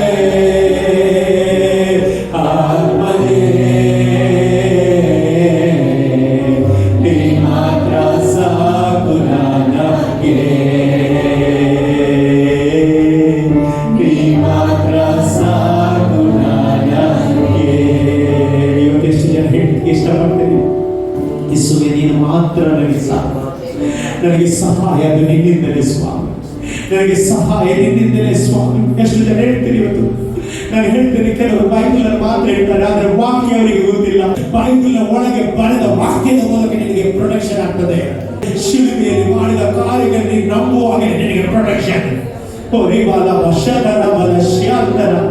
ಇವತ್ತು ಸೃಷ್ಟಿಸಿದ ಯಾವ ವಸ್ತುಗಳಿಂದ ನನಗೆ ನಿನಗೆ ಪ್ರೊಟೆಕ್ಷನ್ ಇಲ್ಲ ನನಗೆ ನಿನಗೆ ಪ್ರೊಟೆಕ್ಷನ್ ಸೃಷ್ಟಿಕರ್ತನಿಗೆ ಮಾತ್ರ ಎಷ್ಟು ಜನ ಹೇಳ್ತೀರಿ ದೇವರೇ ನಿನಗೆ ಸ್ತೋತ್ರಪ್ಪ ನನ್ನೊಂದಿಗೆ ಮಾತನಾಡಿದಕ್ಕೆ ನಿನಗೆ ಸ್ತೋತ್ರ ನಾನು ಇವತ್ತು ನಿನ್ನಲ್ಲಿ ಮಾತ್ರ ಭರವಸೆ ಬಿಡ್ತೇನೆ ನಿನ್ನ ನಾಮದಲ್ಲಿ ಮಾತ್ರ ಭರವಸೆ ಬಿಡ್ತೇನೆ ನೀನು ನನ್ನನ್ನು ಕಾಯುವ ದೇವರು ನೀನು ನನ್ನನ್ನು ಕಾಪಾಡುವ ದೇವರು ನನಗೆ ಸಹಾಯ ನಿನ್ನಿಂದಲೇ ಸ್ವಾಮಿ ಪ್ರಿಯ ಕರ್ತನೇ ನಿನ್ನ ಸಮ್ಮುಖಕ್ಕೆ ನಾವು ಬರುತ್ತಾ ಇದ್ದೇವೆ ಕರ್ತನೇ ಈ ಒಂದು ಆರಾಧನೆಯಲ್ಲಿದ್ದೇವೆ ನೀನು ಮಹಿಮೆ ಹೊಂದಿದ್ದೀವಿ ನಿನ್ನ ಪ್ರಸನ್ನತೆಯಿಂದ ನಮ್ಮನ್ನು ತುಂಬಿಸಿದೆ ಅದಕ್ಕೆ ನಿನಗೆ ಸ್ತೋತ್ರಪ್ಪ ಸಾಕ್ಷಿ ಒಳ್ಳೆ ಸಾಕ್ಷಿ ಕೇಳುವಂತೆ ಮಾಡಿ ಸ್ತೋತ್ರ ನಿನ್ನ ನಾಮ ಕುಟುಂಬದಲ್ಲಿ ಮಹಿಮೆ ಆಗಲಿ ದೇವರೇ ವಾಕ್ಯದ ಮೂಲಕ ನೀನು ಮಾತನಾಡಿದೆ ಅದಕ್ಕೆ ನಿನಗೆ ಸ್ತೋತ್ರಪ್ಪ ನಮ್ಮ ಭರವಸೆ ನಿನ್ನಲ್ಲಿ ಯಾಕಂದ್ರೆ ನೀನು ನಮ್ಮ ದೇವರು ಸ್ವಾಮಿ ಸೇರಿ ಬಂದ ಎಲ್ಲ ಮಕ್ಕಳನ್ನು ಆಶೀರ್ವಾದ ಮಾಡು ಇವರು ಹೋಗುವಾಗಲೂ ಬರುವಾಗಲೂ ದೇವರಿಗೆ ಇವರನ್ನು ಕಾಯುವ ದೇವರು ನೀನಾಗಿದೆ ಇವರ ಮೇಲೆ ನಿನ್ನ ಪ್ರೊಟೆಕ್ಷನ್ ಅನ್ನು ಡಿಕ್ಲೇರ್ ಮಾಡ್ತಾ ಇದ್ದಾರೆ ಇವರ ಮೇಲೆ ನಿನ್ನ ಬ್ಲೆಸ್ಸಿಂಗ್ ಅನ್ನು ಪ್ರಾಮಿಸ್ ಮಾಡ್ತಾ ಇದ್ದಾರೆ ಇವರು ತಲೆ ಎತ್ತುವಂತೆ ನೀನು ಮಾಡಿದ ಸ್ತೋತ್ರ ಇವರಿಗೆ ಗೌರವಕ್ಕೆ ನೀನು ಆಧಾರನಾಗಿದ್ದಕ್ಕೆ ನಿನಗೆ ಸ್ತೋತ್ರ ಇವರನ್ನೆಲ್ಲ ಕಿರುಕಿನಿಂದ ತಪ್ಪಿಸಿದಕ್ಕೆ ನಿನಗೆ ಸ್ತೋತ್ರ ಸೇರಿ ಬಂದ ಎಲ್ಲ ಮಕ್ಕಳನ್ನು ಆಶೀರ್ವಾದ ಮಾಡ್ತಾ ಇದ್ದಾರೆ ದೇವರಿಗೆ ಎಲ್ಲರ ಮಕ್ಕಳ ನಿನ್ನ ಕರೆಗೆ ಕೊಡ್ತೇವೆ ಇವತ್ತು ಇಲ್ಲಿ ಬರ್ಲಿಕ್ಕೆ ಆಗದವರನ್ನು ಸಹ ನಿನ್ನ ಹತ್ತಿರಕ್ಕೆ ಕೊಡ್ತೇನೆ ನೀನು ಅವರನ್ನು ನಡೆಸುವುದೇವರೇ ಎಲ್ಲ ಘನ ಮಾನ ಮಹಿಳೆಯರಿಗೆ ಯೇಸುವಿನ ನಾಮದಲ್ಲಿ ಬೇಡುತ್ತೇನೆ ತಂದೆ ಆಮೆನ್ ಆ ಹಾಲೆಲೂಯಾ ಆಶೀರ್ವಾದ ಪಡೆದು